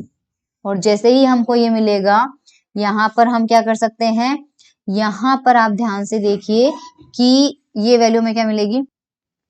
इसको, इस ब्रैकेट को ऐसे कैसे लिख दिया गया है, इस ब्रैकेट को ऐसे कैसे लिख दिया गया है, देखिए आप ध्यान से देखिए, कैपिटल Q का स्मॉल q के हाँ, ये QI और ये QI कैंसिल आउट करो, तो फर्स्ट टर्म से क्या मिल रहा है आपको, माइनस का डेल Q के अपॉन डेल PL। यहाँ पर भी PI से PI कैंसिल आउट, माइनस का डेल Q के अपॉन डेल कैपिटल PL। तो इन जनरल, अब मैंने बोला था ना आपको ट्वाइस नहीं करते हैं, ट्वाइस नहीं करते हैं क्योंकि ये अलग अलग वेरिएबल, ये स्मॉल q के रिस्पेक्ट में है और ये स्मॉल p से मिल रहा है, पर रिजल्ट सेम मिल रहा है इसलिए उसको ऐड नहीं करते हैं। तो इन जनरल आपको मिल क्या रहा है, इन जनरल आपको ये मिल रहा है जो कि यहाँ लिखा हुआ है। और क्योंकि सारे Q और सारे कैपिटल P एक दूसरे पे डिपेंड नहीं करते हैं, अगर इन दोनों का रेशो लेते हैं, डिफरेंशिएशन करते हैं, एक का दूसरे के रेस्पेक्ट में या दूसरे का पहले के रेस्पेक्ट में, we will always get zero. So equation 45 में हमें ये चीज जो है वो जीरो मिलेगी। ओके, बिकॉज Q के एंड P के आर इंडिपेंडेंट वेरिएबल, ठीक है। तो ये हमें मिल जाता है जीरो। तो आपको यहाँ पर ये तो है, देखो ये तो है स्मॉल QP लिखा हुआ था, ये स्मॉल QP। अब हम क्या करते हैं, कैपिटल QP लेते हैं। अगर हम कैपिटल Q, क्योंकि हमें कैनोनिकल ट्रांसफॉर्मेशन करना है इसी ब्रैकेट का, तो कैनोनिकल में क्या हुआ था, स्मॉल, अब नॉर्मल पाइथन ब्रैकेट लिखिए, नॉर्मल पाइथन ब्रैकेट में ये आपका F है, ये आपका G है, और ये जो चीजें आती है वो नीचे आती है, तो नीचे आ गई capital Q capital P, capital P capital Q, यहाँ पे आपका F, यहाँ पे आपका G, यहाँ पे आपका F और यहाँ पे आपका G। ओके, ये चीज आ जाती है। हमने अभी अभी देखा है कि Q का P के रेस्पेक्ट में हमेशा जीरो होगा, तो ये जीरो हो जाएगा और इधर ये जीरो हो जाएगा, तो ये भी जीरो आ रहा है। इसका मतलब ये वाला जो ब्रैकेट है, इसका मतलब जो फंडामेंटल ब्रैकेट है उसके नीचे चाहे आप स्मॉल लेटर लिखो चाहे आप उसके नीचे कैपिटल लिखो, यानी कि ओल्ड सेट और न्यू सेट, यानी कि इसका कैनोनिकल ट्रांसफॉर्मेशन करो तो भी इस ब्रैकेट की वैल्यू चेंज नहीं हो रही है। इसका मतलब कह सकते हैं ना कि पाइथन ब्रैकेट जो होता है वो कैनोनिकल ट्रांसफॉर्मेशन के अंडर इनवेरिएंट रहता है। Similarly we can prove the same with P के साथ में भी हम कर सकते हैं। P के साथ में हमें करने के लिए हम जनरलाइज कर देंगे, इसको प्रूव नहीं करेंगे। आपके एग्जाम में भी अगर ये आता है तो भी आप Q का प्रूव करके ये लिख सकते हैं कि सिमिलरली वी कैन प्रूव, पर आपको वैसे तरीका आ ही गया तो कर लेना। लेकिन अब इसका कर लेते हैं केवल। फंडामेंटल ब्रैकेट तीन थे, एक तो हमारे पास था Q और Q का ही था, एक आपके पास P और P का ही था। हमने ये जीरो प्रूव कर दिया और इसको जनरलाइज कर दिया इसके लिए कि ये भी ऐसे ही जीरो हो जाएगा। एक आपके पास Q और P था जो कि डेल्टा IJ के इक्वल था, तो ये थर्ड वाला ले लेते हैं। ओके, थर्ड वाला ले लिया ये। सो QP है, नीचे स्मॉल QP लगा हुआ है, तो सबसे पहले इसको ओपन करेंगे पाइथन ब्रैकेट में, ये हमने यहाँ पर ओपन कर दिया। नाउ अगेन यूजिंग 41 एंड 43, 41 और 43 की वैल्यू रखेंगे, तो 41 जो है वो हमने यहाँ पर एक वैल्यू रखनी है, करेक्ट। 41 से आप देख लीजिएगा वीडियो को बैक करके आपको जो भी मिला है, और 43 से हम यहाँ पर वैल्यू रख देंगे, तो वो वैल्यू रखने से ये वैल्यू यहाँ पर पुट हो गई और ये वैल्यू यहाँ पर हो गई। ये एज इट इज रखा है और ये भी हमने एज इट इज रखा है। आप ध्यान से देखें तो इसके अंदर फिर से वही चीज हो रही है कि ये QI से QI कैंसिल आउट, PI से PI कैंसिल आउट, ये रेशो जो है और ये रेशो जो है सेम मिल रहा है, और ये रेशो तब भी 1 आएगा जब K और L इक्वल मिलेंगे, मतलब delta KL। And by definition हम जानते हैं कि ये QP डेल्टा L के इक्वल होगा। आप डायरेक्टली इसको ओपन कर लीजिए, कैसे, डेल QK अपॉन नीचे ये स्मॉल डेल QK है तो डेल QL समझ लो इसको, और ये डेल PL आ जाएगा, ऊपर फंक्शन है तो यहाँ पे डेल PL आ जाएगा, और माइनस डेल Q, मैं पाइथन ब्रैकेट लिख रही हूँ जनरली जैसे लिखते हैं अपन, डेल्टा PL, और क्योंकि K यूज हो चुका है इसलिए मैं नीचे L या फिर K कुछ भी आप रख सकते हो, कोई फर्क नहीं पड़ेगा उससे, है ना। तो यहाँ पर आ जाएगा, ये ऑर्डर चेंज हो जाएगा, ये PL आ जाएगा, ये आपके पास QL आ जाएगा। P और Q तो हमेशा आपके पास 0 ही रहेगा, तो इसको तो भूल जाइए, ये तो भी 0 हो जाएगा, इससे तो कुछ नहीं मिलेगा। इसमें आपके पास क्या है कि यहाँ पर PL और PL 1 हो जाते हैं, और ये रेशो तभी 1 होगा जब आपके पास KL इक्वल होंगे, तो डेल्टा KL आ जाएगा। तो ये हमेशा, इसका मतलब इसकी वैल्यू भी डेल्टा KL, इसकी वैल्यू भी डेल्टा KL, तो वी कैन से दैट ये रिलेशन भी हमारे पास इनवेरिएंट हो गया। Hence 46, 47, 50 show that invariance of fundamental Poisson bracket with respect to canonical transformation. Okay, अब जनरल पाइथन ब्रैकेट को, जनरल पाइथन ब्रैकेट मतलब फंडामेंटल नहीं लेना है, तो हमें ये प्रूव करना है ये चीज, एफ जी का स्मॉल QP से वही रिजल्ट मिलेगा जो कैपिटल Q से मिलेगा। तो सबसे पहले हम स्मॉल Q वाला लेते हैं, स्मॉल Q से हमको ये मिल जाएगा। ठीक है, ये करना चाहिए क्या हमको, चलो बड़ा नहीं है, देख लेते हैं। हमने लिख लिया।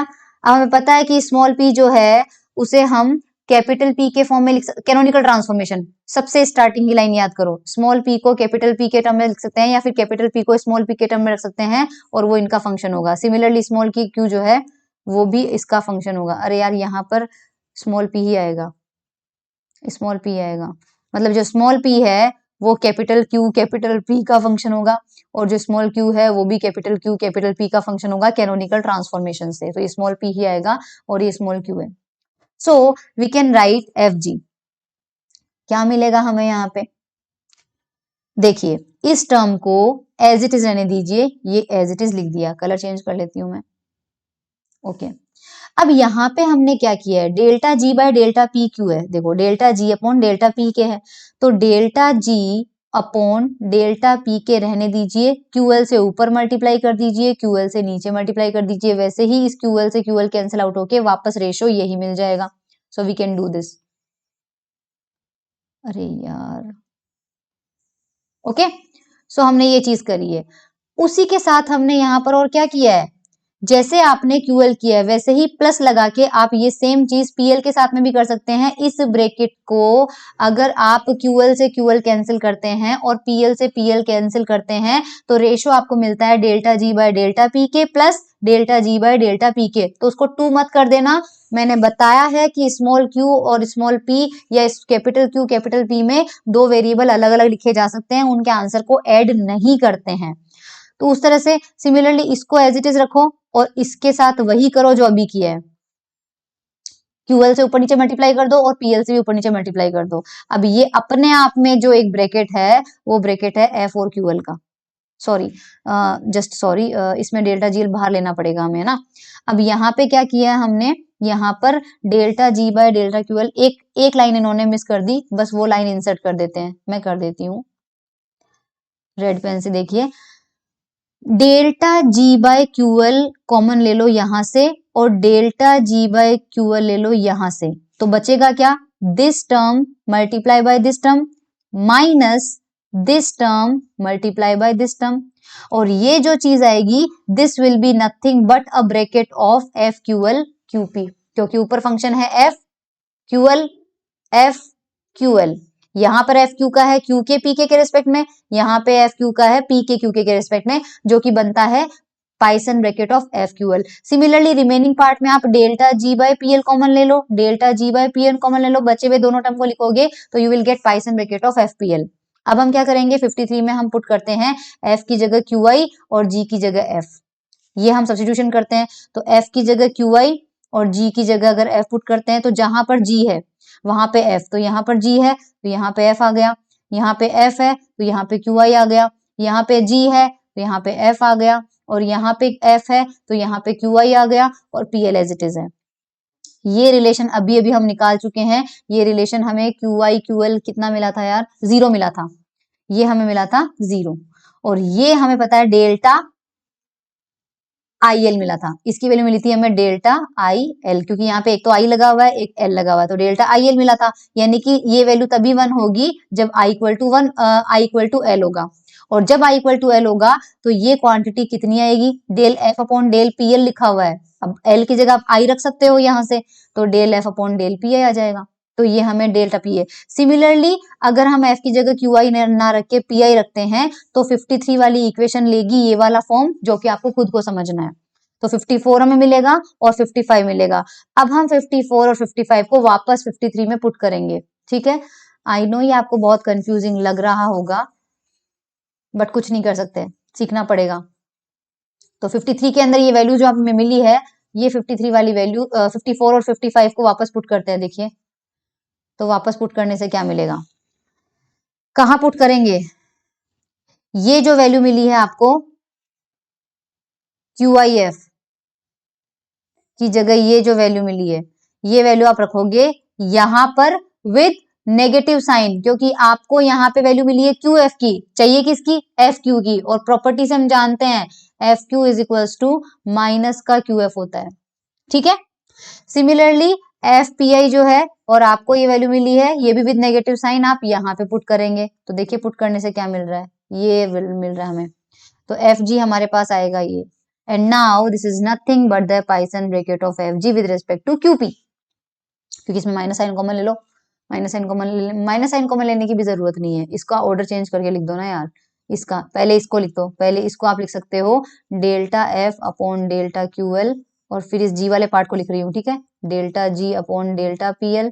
अब माइनस, अब ये वाला टर्म है, इसमें भी पहले F वाला पहले लिखो, डेल्टा PL और delta G upon delta QL। ये नथिंग बट F और G का पाइसन ब्रैकेट है, बट नीचे कैपिटल Q है, तो कैपिटल QP। ठीक है, तो हमने इक्वेशन दिस प्रूव स्टेटमेंट, तो ये जो 56 है, अब आप देख लीजिए, इसका मतलब ये और ये बराबर आ गए, स्मॉल QP वाला जो है कैपिटल Q के। इसका मतलब जनरल पाइसन ब्रैकेट भी काइनोनिकल ट्रांसफॉर्मेशन के अंडर क्या होता है, इनवेरिएंट होता है। ये डिस्ट्रीब्यूटिव लॉ हमें प्रूव करना है, FG प्लस K। तो अब ये यहाँ पर दे रखा है और ये आपको करना आना चाहिए। FG प्लस K है, G प्लस K को रखो, G और K को अलग अलग करो, अलग अलग करने से आपके पास ये आ जाएगा। इजी है, कर सकते हो। If phi and psi is with the Poisson bracket then prove that this, ये हमने प्रूव किया था अभी उसमें। अरे हाँ, ये तो मैंने प्रूव करके आपको बताया ही था, पर नहीं है, हाँ यहाँ पे दे रखा है, बहुत ही बढ़िया बात है, ये लिखो, ये समझो सारा का सारा। वैसे मैंने LHS और RHS को अलग अलग करके बताया था, बट आप ये चीज समझ सकते हैं, खुद से आप कर सकते हैं। आई डोंट थिंक इसमें कुछ डिफिकल्टी वाली चीज है। ऑर्डर चेंज करना है, ध्यान रखना Q और T का। Show that the transformation given by, अब ये देखो, ये बोल रहा है कि ट्रांसफॉर्मेशन आप कैनोनिकल है या नहीं प्रूफ कीजिए, लेकिन पाइसन ब्रैकेट को, जबकि हमारे पास दो रास्ते हैं। एक तो हमने तरीका शुरू में देखा था, मुझे याद ही नहीं है उसको, हाँ, एग्जैक्ट डिफरेंशियल प्रूव करके भी इसको प्रूव किया जा सकता है, बाइलिनियर इनवेरिएंट कंडीशन से भी प्रूव किया जा सकता है, और ये थर्ड मेथड है पाइसन ब्रैकेट से। तो ट्रांसफॉर्मेशन हमें Q और P दिया हुआ है। ठीक है, we can write the transformation, अगर इन दोनों को यूज करके आप tan Q की वैल्यू निकालो, दोनों को डिवाइड कर दो, sin Q और cos Q वाले को डिवाइड कर दो, तो tan Q आपको ये मिलेगा एक तो। ठीक है, और दोनों को एलिमिनेट करके अगर आप कैपिटल P की वैल्यू निकालो, तो आपको कैपिटल P की वैल्यू ये भी मिल जाएगी। आप कुछ नहीं करना है, ये Q है, ये P है, Q square plus P square करके 1/2 करो, you will get capital P। ठीक है, वो आपकी, क्योंकि sine square plus cos square 1 हो जाएगा, तो ये आ जाएगा। और ये हम कर चुके हैं, ये हम वैसे तो कर चुके हैं, बाइलिनियर कंडीशन से कर चुके हैं, बट यहाँ पे देखिए, हम जानते हैं पाइसन ब्रैकेट कंडीशन क्या होती है, QQ PP 0 आता है और QP आपका 1 आता है। QQ हमारे पास 0 होता है, PP हमारे पास 0 होता है, और QP का फॉर्मूला ये होता है। ठीक है, फ्रॉम इक्वेशन 1, इक्वेशन 1 से हम क्या करेंगे, ऐसे एग्जाम में कभी आता नहीं है, ध्यान रखना। हे भगवान, आपको ये वैल्यूज निकालनी है एक्चुअल में पाइसन ब्रैकेट से। हाँ, एग्जाम में नहीं आएगा, वैसे आप चाहो तो कर सकते हो, ये मैंने करके बताया था उस टाइम आपको। ये जैसे जैसे बोल रहा है वैसे वैसे करते रहो। Q और P निकाल लिया, और आपके पास इक्वेशन 1 आ रही है, मतलब कुल मिला के ये बोल रहा है, Q और Q जो दिया हुआ है उसको 0 प्रूव कर दो, P और P जो दिया हुआ है उसको 0 प्रूव कर दो, Q और P जो है उसको 1 प्रूव कर दो। इसका मतलब इस पर्टिकुलर एक्सप्रेशन जिसमें Q और P का कुछ वैल्यू दी हुई है, उसके लिए तीनों इक्वेशन सेटिस्फाई होती है, which means it is canonical. ठीक है, वैसे एग्जाम में आएगा नहीं, हाँ ये जरूर आएगा जैकोबी आइडेंटिटी। ये देखिए, जेकोबी की आइडेंटिटी प्रूव है, ये हमें प्रूव करना है, ये एग्जाम में पूछा भी गया है। तो सबसे पहले एफ जी के और जी के एफ ये माइनस करते हैं हम, ठीक है, एफ जी के माइनस जी, क्योंकि आप सोचोगे माइनस क्यों लिया, एक्चुअल में यहाँ पर जी है तो यहाँ पर जी है, पर ये जो के एफ है इस के एफ में से माइनस साइन बाहर ले लो तो ये एफ के हो जाएगा और वो एफ के है, मतलब हम इन दोनों का ही सम प्रूव करते हैं और हम इन दोनों का सम प्रूव कर देंगे इसके इक्वल विद नेगेटिव साइन, तो अपने आप जैकोबी आइडेंटिटी प्रूव हो जाएगी।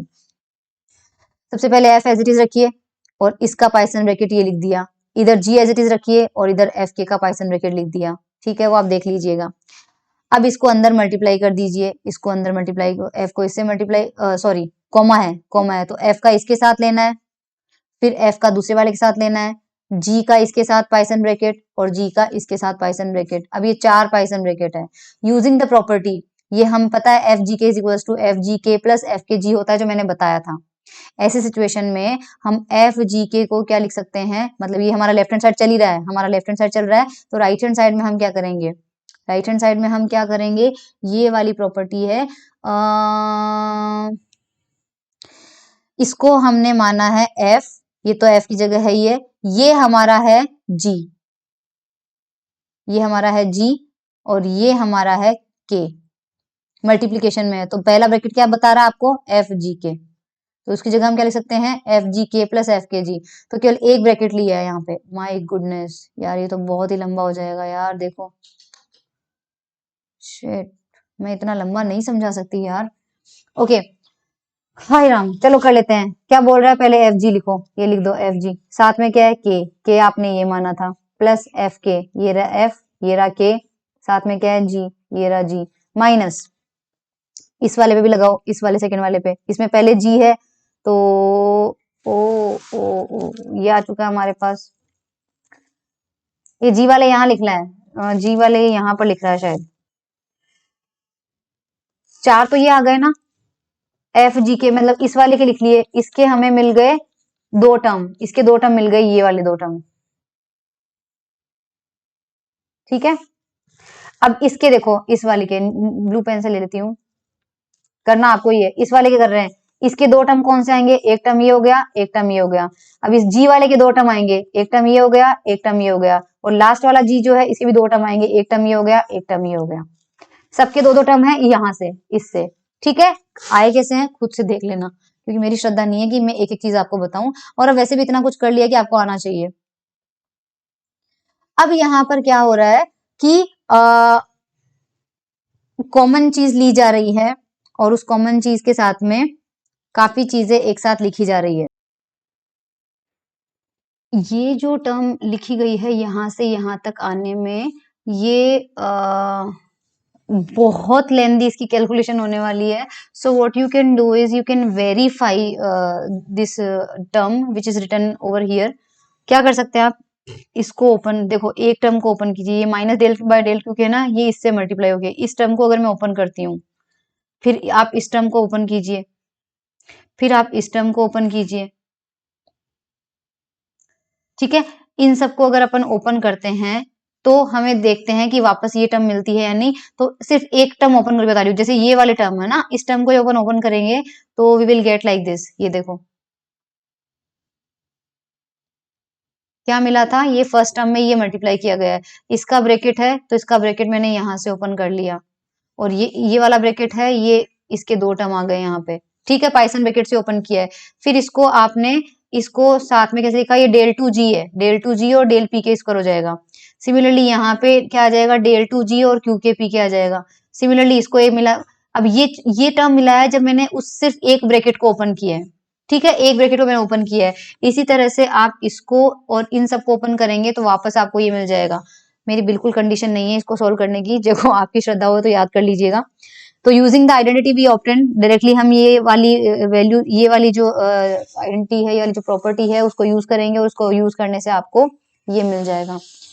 अगर आपको किसी को ये लगता है कि जैकोबी आइडेंटिटी के ये वाली इक्वेशन सॉल्व नहीं हो रही है क्योंकि बस ये कैलकुलेशन लंबी है, it is not difficult at all, मेरा आधा घंटा खराब हो जाएगा अगर मैं एक एक टर्म को इसमें लिखूं और सॉल्व करूं तो। बट अगर आपको नहीं आ रहा है तो आप कमेंट सेक्शन में कमेंट कर दीजिएगा कि जैकोबी आइडेंटिटी का एक एक लाइन के साथ पूरा प्रूफ जो है वो बता दीजिए। मैं एक नया वीडियो बना दूंगी, वो अपने आप में वीडियो आधे घंटे का होगा, मैं बता दूंगी। ठीक है, तो ये बहुत इंपॉर्टेंट है, बस उसको छोड़ना नहीं है। नाउ ये भी क्वेश्चन बहुत इंपॉर्टेंट है, show that the Poisson bracket of two constant of motion is itself a constant of motion. ये दो फंक्शन है, दोनों ही कांस्टेंट ऑफ मोशन है और उनका जो पाइथन ब्रैकेट है वो भी एक कांस्टेंट ऑफ मोशन होता है। ये हमें प्रूव करना है। कैसे करेंगे? देखो, जैकोबी की आइडेंटिटी में हम k की जगह h रख देते हैं। तो ये हमारे पास जैकोबी की आइडेंटिटी थी, आपके पास k के टर्म में है, ये रही। इसमें देखो k की जगह h पुट कर दो, k की जगह h पुट कर दो और k की जगह h पुट कर दो, तो ये जैकोबी की आइडेंटिटी आ जाती है। अब हमें क्या बोलना है? टू कांस्टेंट ऑफ मोशन, दो फंक्शन को कांस्टेंट ऑफ मोशन लेना है। तो मान लीजिए f और g जो है वो हमारे पास कांस्टेंट ऑफ मोशन है, और हमने अभी प्रीवियस लेक्चर में देखा ही था कि किसी भी कांस्टेंट ऑफ मोशन का हैमिल्टोनियन के साथ पाइथन ब्रैकेट अगर लिया जाता है तो वो जीरो आता है। तो अगर f और g कांस्टेंट ऑफ मोशन है तो एफ एच का पाइथन ब्रैकेट जीरो होगा और जी एच का भी जीरो होगा। तो आपके पास एफ एच कहाँ पे? ये रहा H F, F H zero है तो एच एफ यानी ये भी जीरो हो जाएगा। और आपके पास क्या है? जी एच, जी एच का मतलब ये वाला भी जीरो हो जाएगा। तो ये थर्ड टर्म भी जीरो होगा, थर्ड टर्म का मतलब है ये। और हमें पता है कि एच के साथ कुछ भी हो यहाँ पे, अगर वो जीरो आ रहा है तो this term is a constant of motion. और यहाँ पे हमारे पास क्या आ रहा है? एफ और जी का पाइथन ब्रैकेट, जो कि क्या है? Poisson bracket of two constant of motion. तो एफ और जी दो कांस्टेंट ऑफ मोशन है और ये इनका पाइथन ब्रैकेट है। So Poisson bracket of two constant of motion is also a constant of motion, यानी इस ब्रैकेट का हैमिल्टोनियन के साथ वापस से पाइथन ब्रैकेट लिया जाए तो वो जीरो होना चाहिए, जो हमने प्रूव कर दिया। Which means that F G is a constant of motion, hence the Python bracket of two constant motion is itself a constant of motion.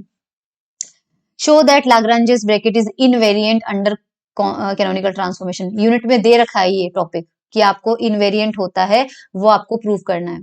तो सबसे पहले हम क्या करेंगे? वही according two point theorem, point theorem ने पढ़ा था, ये इंटीग्रेशन हमारे पास होता है।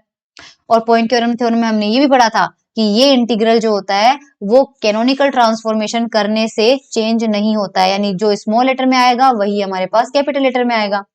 अब हम क्या करते हैं कि मान लीजिए स्मॉल क्यू जो है वो यूवी का फंक्शन है और स्मॉल पी जो है वो भी यूवी का फंक्शन है, तो ये जैकोबियन के थ्रू एक दूसरे से रिलेटेड रहते हैं। और जैकोबियन जो है उसका पूरा मेथड जो है वो मैथमेटिकल मेथड्स में आपने देखा होगा। ऐसी सिचुएशन में जो स्मॉल लेटर्स में एरिया एलिमेंट है हमारे पास, अगर हमें, क्योंकि Q और P को हमें U और V में ट्रांसफर करना है, इसका मतलब DQ DP को हमें DU DV में ट्रांसफर करना है, और ये ट्रांसफॉर्मेशन जैकोबियन के थ्रू होता है जो कि यहाँ पे मल्टीप्लाई होता है। जैकोबियन का फॉर्मूला कैपिटल D वाली मैट्रिक्स में हमने प्रीवियस लेक्चर में देख लिया था। ठीक है, तो डेल ऊपर पुराने वाले आते हैं, नीचे नए वाले आते हैं, इसे हम जैकोबियन बोलते हैं। और इसे मैट्रिक्स फॉर्म में कैसे लिखा जाता है?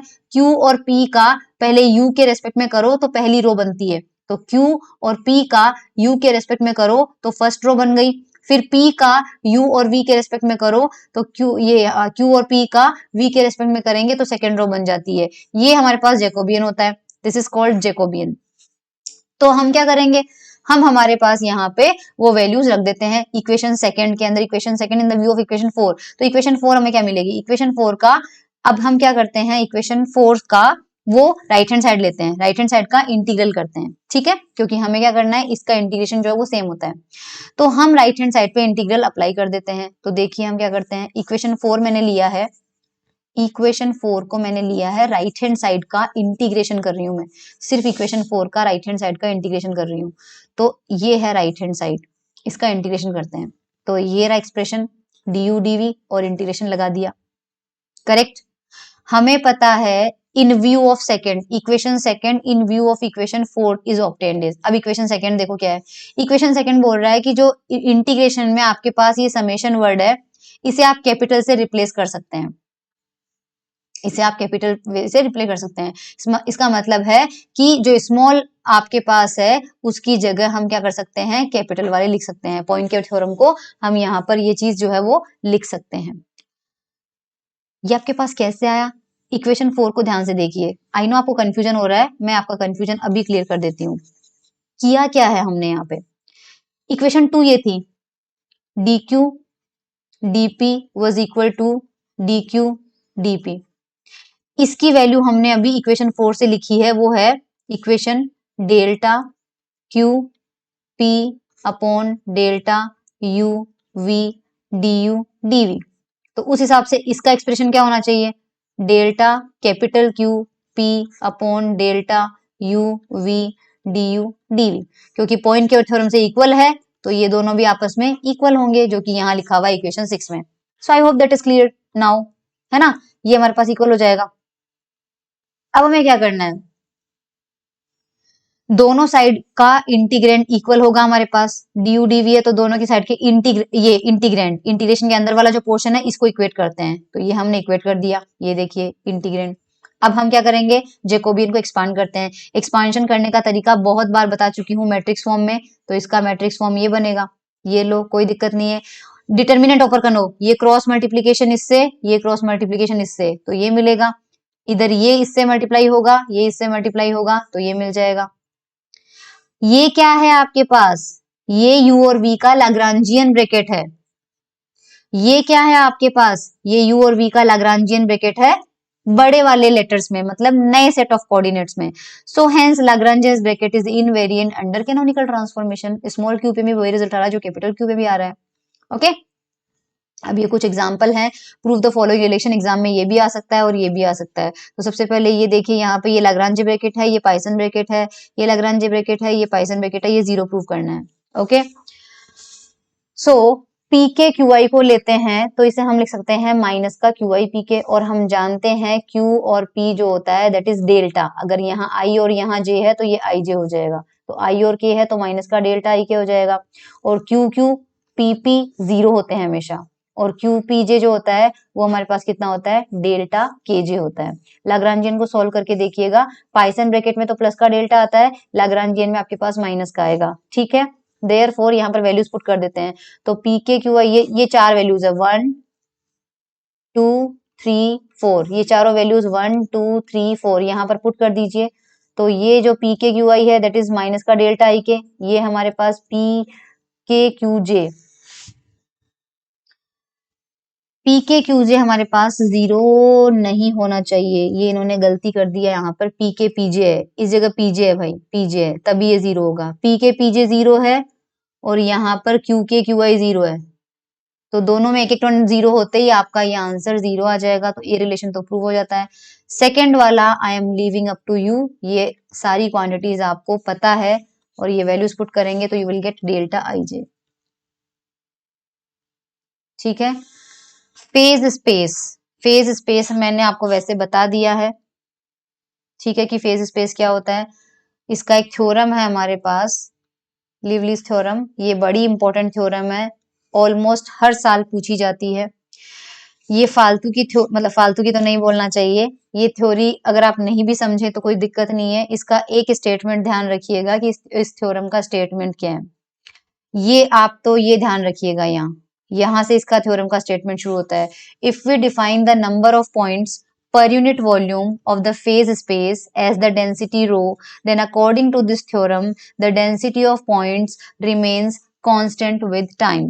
यानी कि हमें फेज स्पेस लेना है, और फेज स्पेस आप जानते हो Q और P के बीच में बनता है। तो देखिए Q कोऑर्डिनेट है, ये P है, इसका मतलब P और Q में हमने एक ग्राफ प्लॉट किया है, ये हमारा फेज स्पेस है। इस फेज स्पेस में जितने भी पॉइंट्स हैं उन पॉइंट्स की जो डेंसिटी है, डेंसिटी का मतलब होता है नंबर ऑफ पॉइंट्स पर unit volume, this is rho. ये रो हमारे पास क्या है, कांस्टेंट है, और अगर रो कांस्टेंट है तो D rho by D t क्या होना चाहिए, जीरो होना चाहिए, और ये हमें प्रूव करना है। ठीक है, सो सीधे प्रूफ पे चलते हैं। आप बस एक ही स्टेटमेंट ध्यान रखिएगा, आप चाहते हैं तो दूसरा स्टेटमेंट भी देख सकते हैं, बट कंफ्यूजन बढ़ेगा, and we are teaching for the purpose of exam only, है ना। बाकी कंसेप्ट समझने के लिए तो ऑब्वियसली बहुत कुछ है, तो एग्जाम के पर्पज से आपका ये स्टेटमेंट काफी है कि किसी फेज स्पेस में अगर हम नंबर ऑफ पॉइंट्स पर यूनिट वॉल्यूम को डेंसिटी से डिफाइन करें तो वो डेंसिटी कांस्टेंट होती है। तो सबसे पहले हम क्या करते हैं, हम 1 डिग्री ऑफ फ्रीडम के लिए करेंगे और उसके बाद हम जनरलाइज कर देंगे n डिग्री ऑफ फ्रीडम के लिए। 1 डिग्री ऑफ फ्रीडम अगर हम लेते हैं इसका मतलब q का केवल एक वैल्यू लेंगे और p का केवल एक वैल्यू लेंगे। तो ऐसी सिचुएशन में इस ग्राफ के अंदर हमें वॉल्यूम एलिमेंट नहीं मिलेगा, हमें एरिया एलिमेंट मिलेगा, क्योंकि जो dq और dp है जब इसको मल्टीप्लाई करेंगे तो जैसे dx और dy जब ये दोनों मल्टीप्लाई होते हैं तो वॉल्यूम नहीं मिलता है, एरिया ही मिलता है। तो हमें क्या मिलेगा, we shall prove the theorem for the case of 1 degree of freedom and then for the general case. ठीक है, तो for 1 degree of freedom we have 2 dimensional phase space, हमारे पास 2 डायमेंशन ही होंगी और p और q कोऑर्डिनेट होंगे और वॉल्यूम एलिमेंट जो होगा वो रिड्यूस हो जाएगा एरिया एलिमेंट में और एरिया एलिमेंट हमारा हो जाएगा dp dq। ठीक है, अब हमने कहा है कि मान लीजिए जो डेंसिटी है वो हमारी p q और t का फंक्शन है, यानी कि फिलहाल हम मान रहे हैं ऑब्वियसली अलग अलग पॉइंट पर अलग अलग लोकेशन पे अलग अलग नंबर ऑफ पॉइंट की डेंसिटी है मान लीजिए। तो रो जो है वो डेंसिटी है हमारे पास यहाँ पर पॉइंट्स की। ठीक है, अब हम क्या करेंगे, यहाँ पर एक एरिया एलिमेंट लेते हैं। ये देखिए एरिया, इसके कोऑर्डिनेट ध्यान से देखिएगा, ए पॉइंट के कोऑर्डिनेट है मान लीजिए QP। आपको इसका एरिया इतना रखना है कि इसका एरिया DQ DP आ जाए। ये तभी हो सकता है जब ये लेंथ आपके पास हो DQ, ओके, और ये लेंथ आपके पास हो DP। आ गई बात समझ में? तो देखो इसलिए यहाँ पर कोऑर्डिनेट Q है तो यहाँ पर कितना हो जाएगा Q प्लस DQ, तो ये लेंथ अपने आप में कितनी हो गई DQ, और P वाला यहाँ पर भी P है और यहाँ पर भी P है तो P को हमने टच किया ही नहीं। सिमिलरली वर्टिकल की हमें क्या चाहिए, DP लेंथ चाहिए, तो यहाँ पर अगर P है तो यहाँ पर कितना हो जाएगा P plus DP, so that ये लेंथ कितनी हो गई P प्लस DP। तो यहाँ के कोऑर्डिनेट QP, यहाँ Q प्लस DQP, यहाँ पर Q plus DQ P plus DP और यहाँ पे Q P प्लस DP, ये 4 कोऑर्डिनेट हो जाते हैं जिसकी वजह से हमें पता चल जाता है कि इसका एरिया एलिमेंट कितना है DQ DP। अब जो इसके अंदर पॉइंट्स बने हुए हैं बहुत सारे, वो पॉइंट्स कंटिन्यू मूव कर रहे हैं, यानी कि हमारे एरिया में से पॉइंट एंटर भी हो रहे हैं और निकल भी रहे हैं, कंटिन्यू मोशन चालू है। ठीक है, तो अब हम क्या करेंगे कि मान लीजिए the speed with which points enter the element ABCD, मान लीजिए थ्रू AB हमारा एरिया एलिमेंट इस तरह से था, हमारा A यहाँ था, B यहाँ था, C यहाँ था, D यहाँ था। एक बार चेक कर लेती हूँ ताकि गलती ना हो। गलत है ना, B ऊपर ले लिया है, ABCD, तो ये हमारा है B और CD ये है ना, C हमारे पास ये है, यहाँ पे आ गया D। ठीक है, ये हमारा एरिया एलिमेंट है। अब ये बोल रहा है कि AB से एंटर करने वाले जो पॉइंट्स हैं, क्योंकि वो इधर से एंटर कर रहे हैं और ये कोऑर्डिनेट हमारा कौन सा था Q, तो अगर वो कोऑर्डिनेट Q है तो इधर से जो पॉइंट एंटर करेंगे उनकी स्पीड कितनी हो जाएगी Q डॉट। क्यों? क्योंकि देखो जब ये कोऑर्डिनेट x होता है तो इधर से कोई चीज आती है तो उसकी स्पीड कितनी होती है dx by dt और वो हो जाता है x डॉट, इसलिए हमने Q डॉट।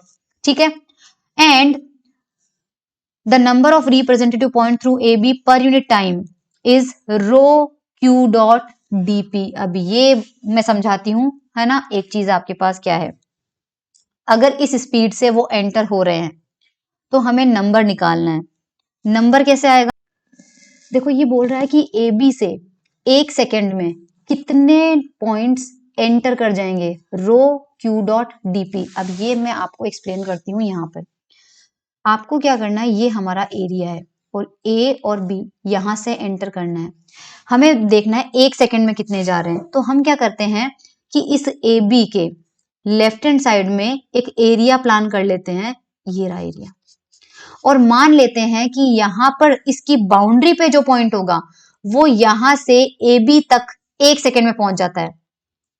अगर ये बाउंड्री वाला पॉइंट 1 सेकेंड में AB को क्रॉस कर जाता है तो यहाँ पर जो पॉइंट होगा वो भी विद इन 1 सेकेंड क्रॉस कर जाएगा, यहाँ पॉइंट होगा वो भी विद इन क्रॉस कर जाएगा और यहाँ जो पॉइंट होगा वो भी विद इन क्रॉस कर जाएगा। इसका मतलब ये जो पॉइंट्स मैं बना रही हूँ ये सारे पॉइंट्स वो पॉइंट्स होंगे जो राइट हैंड साइड में ट्रेवल कर रहे हैं और 1 सेकेंड के अंदर अंदर AB को क्रॉस करके हमारे इस एरिया में एंट्री ले लेंगे। तो बेसिकली हमें कुछ नहीं करना है, हमें सिर्फ इस एरिया एलिमेंट में मौजूद नंबर ऑफ पॉइंट्स कैलकुलेट करने हैं। अब क्योंकि वो किस स्पीड से जा रहे हैं, Q डॉट स्पीड से, तो आप देखिए कि जो बाउंड्री पर जो पॉइंट होगा, बाउंड्री पर जो पॉइंट होगा यहाँ पे, उसको यहाँ से यहाँ तक ट्रेवल करने में कितना समय लग रहा है, 1 सेकेंड। कितनी स्पीड से जा रहा है, Q डॉट, तो ये डिस्टेंस कितनी होगी, डिस्टेंस का फॉर्मूला होता है स्पीड इनटू टाइम। उसकी स्पीड कितनी है, Q डॉट, टाइम कितना ले रहा है 1 सेकेंड, यानी कि वो कितनी दूरी तय कर रहा है क्यू डॉट, तो ये डिस्टेंस तो आ गई क्यू डॉट, और वर्टिकल डिस्टेंस हमें दी हुई है कितनी है डीपी, तो इसका एरिया कितना हो गया, एरिया हो गया Q dot into DP, this is the area, इसलिए इसको एक बार डीए से लिख लेती हूँ। हमें दिया गया है कि डेंसिटी कितनी है रो, और हमारे पास डेंसिटी का फॉर्मूला होता है नंबर ऑफ पॉइंट्स पर यूनिट वॉल्यूम, बट वॉल्यूम की बात हम कर नहीं रहे, एरिया की बात कर रहे हैं, तो डेंसिटी की नई डेफिनेशन हो जाएगी नंबर ऑफ पॉइंट्स पर यूनिट एरिया, यानी कि यूनिट एरिया में नंबर ऑफ पॉइंट्स कितने हैं हमारे पास, रो का मतलब यही है ना, यूनिट एरिया में कितने पॉइंट्स हैं, डेंसिटी का मतलब वही हुआ, तो यूनिट एरिया में अगर रो पॉइंट्स है तो Q डॉट डीपी एरिया में कितने पॉइंट्स होंगे, rho into Q dot DP, यानी ये वो नंबर है जो कि इस एरिया में है, और इस एरिया में हमने वही सारे पॉइंट लिए हैं जो कि ए बी लाइन को क्रॉस कर जाएंगे 1 सेकेंड में, इसलिए ये नंबर आपको दिखा देती हूँ, यहाँ लिखा हुआ ये रहा। So number of representative points entering through A B per unit time is this. Now the number of points leaving through C D, ये तो एंटर कर गए, अब सीडी को लीव करने वाले जो पॉइंट्स हैं वो हमारे पास कितने हैं, ये आ रहा है। अब ये कैसे आ रहा है, ये नंबर कैसे आ रहा है, तो वो बता देती हूँ आपको। तो देखिए ये समझा देते हैं आपको, हमारे पास ये था, यहाँ पे फिलहाल हमें पता चल चुका है कि नंबर ऑफ पॉइंट्स कितने हैं, मान लीजिए यहाँ पर नंबर ऑफ पॉइंट्स हमारे पास डीएन, और ये डीएन हम निकाल चुके हैं, ये कितने हैं हमारे पास क्यू डॉट डीपी जो ए बी को क्रॉस कर रहे हैं।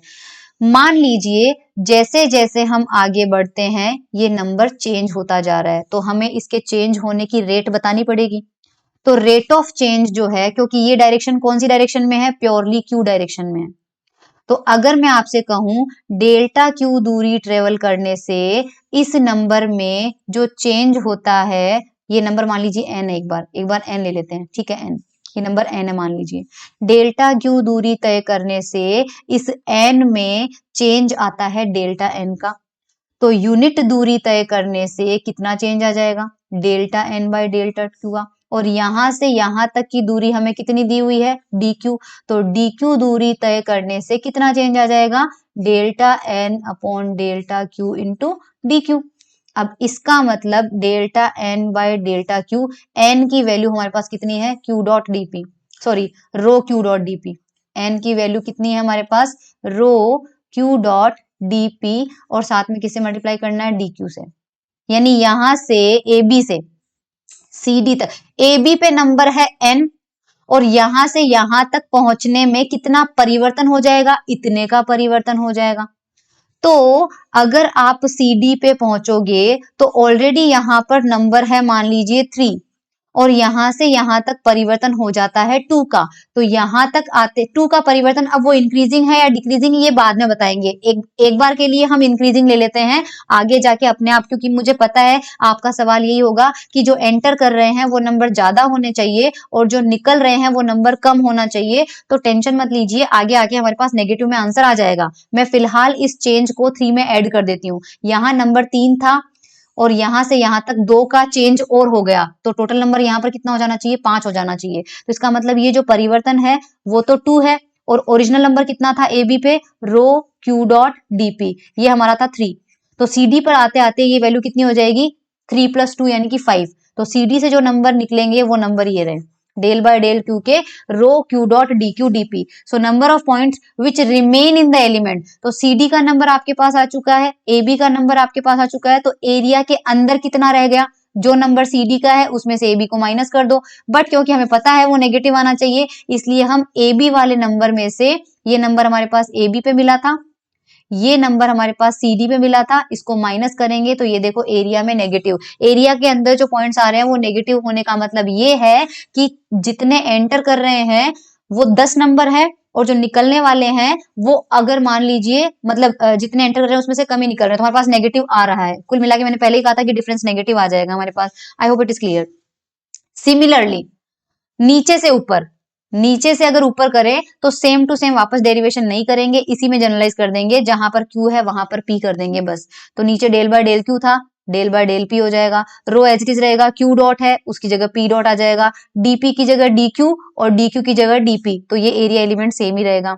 तो इसका मतलब हमारा जो एरिया है उसमें से इधर से भी कुछ नंबर आ रहा है, इधर से भी कुछ नंबर आ रहा है, तो एरिया में जो नंबर है वो तो टोटल हो जाएगा, तो टोटल होने की वजह से हम दोनों को जोड़ देंगे, तो we get the increase in the number पर unit time in the element is given by, इन दोनों को ऐड कर दो 59 और 60 को, तो बाय एडिंग 59 एंड 60, तो दोनों के अंदर से dp बाय dq कॉमन आ जाएगा और ये दोनों को हमने ऐड कर दिया, करेक्ट।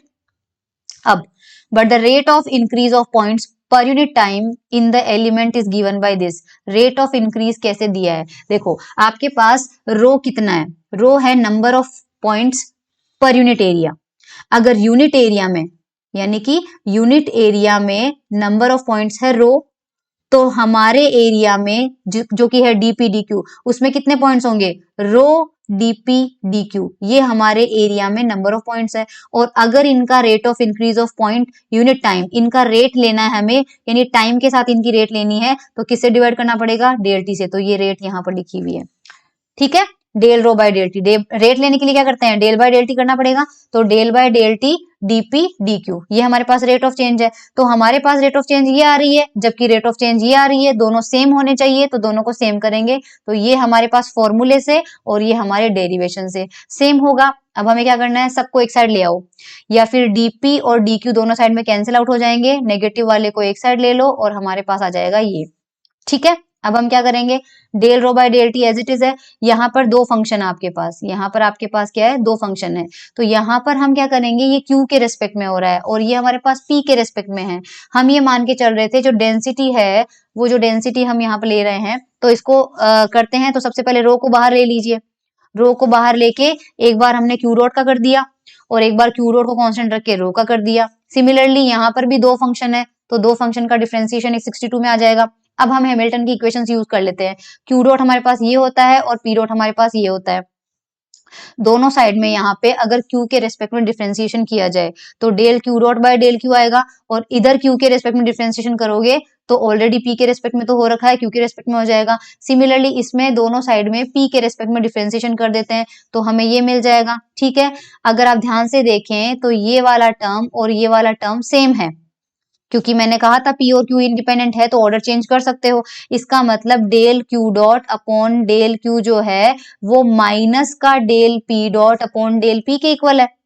और अगर ये वाली सिचुएशन हम 62 में यूज करते हैं तो देखो ये वाली चीज हमें आ गई, तो हम हमारे पास 62 के अंदर दो टर्म्स कैंसिल हो जाएंगे, और वो कैंसिल कौन से होंगे, देखिए अगर ये चीज अपन यूज करें इसके अंदर तो हमारे पास क्या होगा, ये वाला टर्म और ये वाला टर्म कैंसिल आउट हो जाएंगे, क्योंकि पी डॉट बाय पी और क्यू डॉट बाय क्यू एक दूसरे के इक्वल है विद नेगेटिव साइन, तो यहाँ पे प्लस है ना तो ये कैंसिल, हमारे पास केवल ये बचेगा और ये बचेगा, तो ये रख देते हैं, ये आ गया, ठीक है।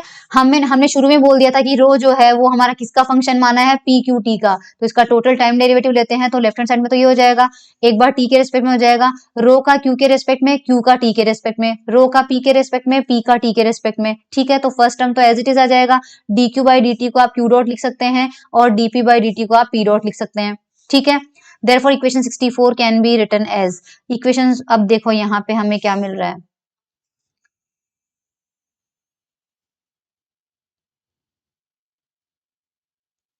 इक्वेशन 64 में हमारे पास डी, ये वैल्यू हमने जीरो प्रूव करी थी ना, ये वैल्यू, अगर ये वैल्यू हमारे पास जीरो है तो ये यूज कीजिए यहाँ पे, ये देखिए ये वाला पार्ट, ये वाला पार्ट अगर 64 को यूज किया जाए तो ये वाला पार्ट जीरो आ रहा है, और अगर ये जीरो आ रहा है तो लेफ्ट हैंड साइड जीरो हो जाएगा, और लेफ्ट हैंड साइड जीरो होते ही रो कांस्टेंट आ जाएगा विच प्रूव्स द लिवलिस थ्योरम, ओके।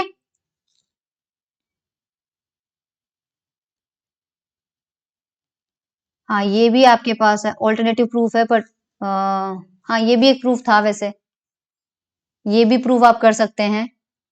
रो होता है D N upon D tau, यानी नंबर ऑफ पार्टिकल्स पर यूनिट वॉल्यूम, रो कांस्टेंट है तो D rho by D T zero आ जाएगा। अच्छा ये डायरेक्टली ले लिया इन्होंने, ओके, इतना समझा के ये करने की जरूरत नहीं है, आप उतना जितना मैंने समझाया उतना भी आप कर सकते हैं, ठीक है। ओके ये हमारे पास था यूनिट थर्ड का। सो यूनिट थर्ड के अंदर अगर मैं बताऊं, देखो यूनिट 3 में हमने कर लिया, कैनोनिकल ट्रांसफॉर्मेशन हो गया, इंटीग्रल इनवेरिएंट्स ऑफ पॉइंट हो गया, Lagrange's and Poisson brackets as canonical invariant, इसका मतलब है कि कैनोनिकल ट्रांसफॉर्मेशन के अंडर लाग्रांजे ब्रैकेट और पाइसन ब्रैकेट इनवेरिएंट रहते हैं, दोनों प्रूफ हम कर चुके हैं। Equation of motion in Poisson bracket form, ये भी हम कर चुके हैं। इन्फानाइटेसिमल कॉन्टेक्ट ट्रांसफॉर्मेशन कर चुके हैं। जनरेटर ऑफ सिमेट्री वो उसी में जनरेटिंग फंक्शन में आ गया था। लिवलिस थ्योरम हम कर चुके हैं। अब इसमें लास्ट टॉपिक है Hamilton Jacobi equation and its application, जो कि हम नेक्स्ट लेक्चर में करेंगे। ठीक है, सो हमारी यूनिट 3 जो है उसका सिर्फ एक टॉपिक बचा है। आज के लिए इतना ही। Thank you so much everyone and have a good day.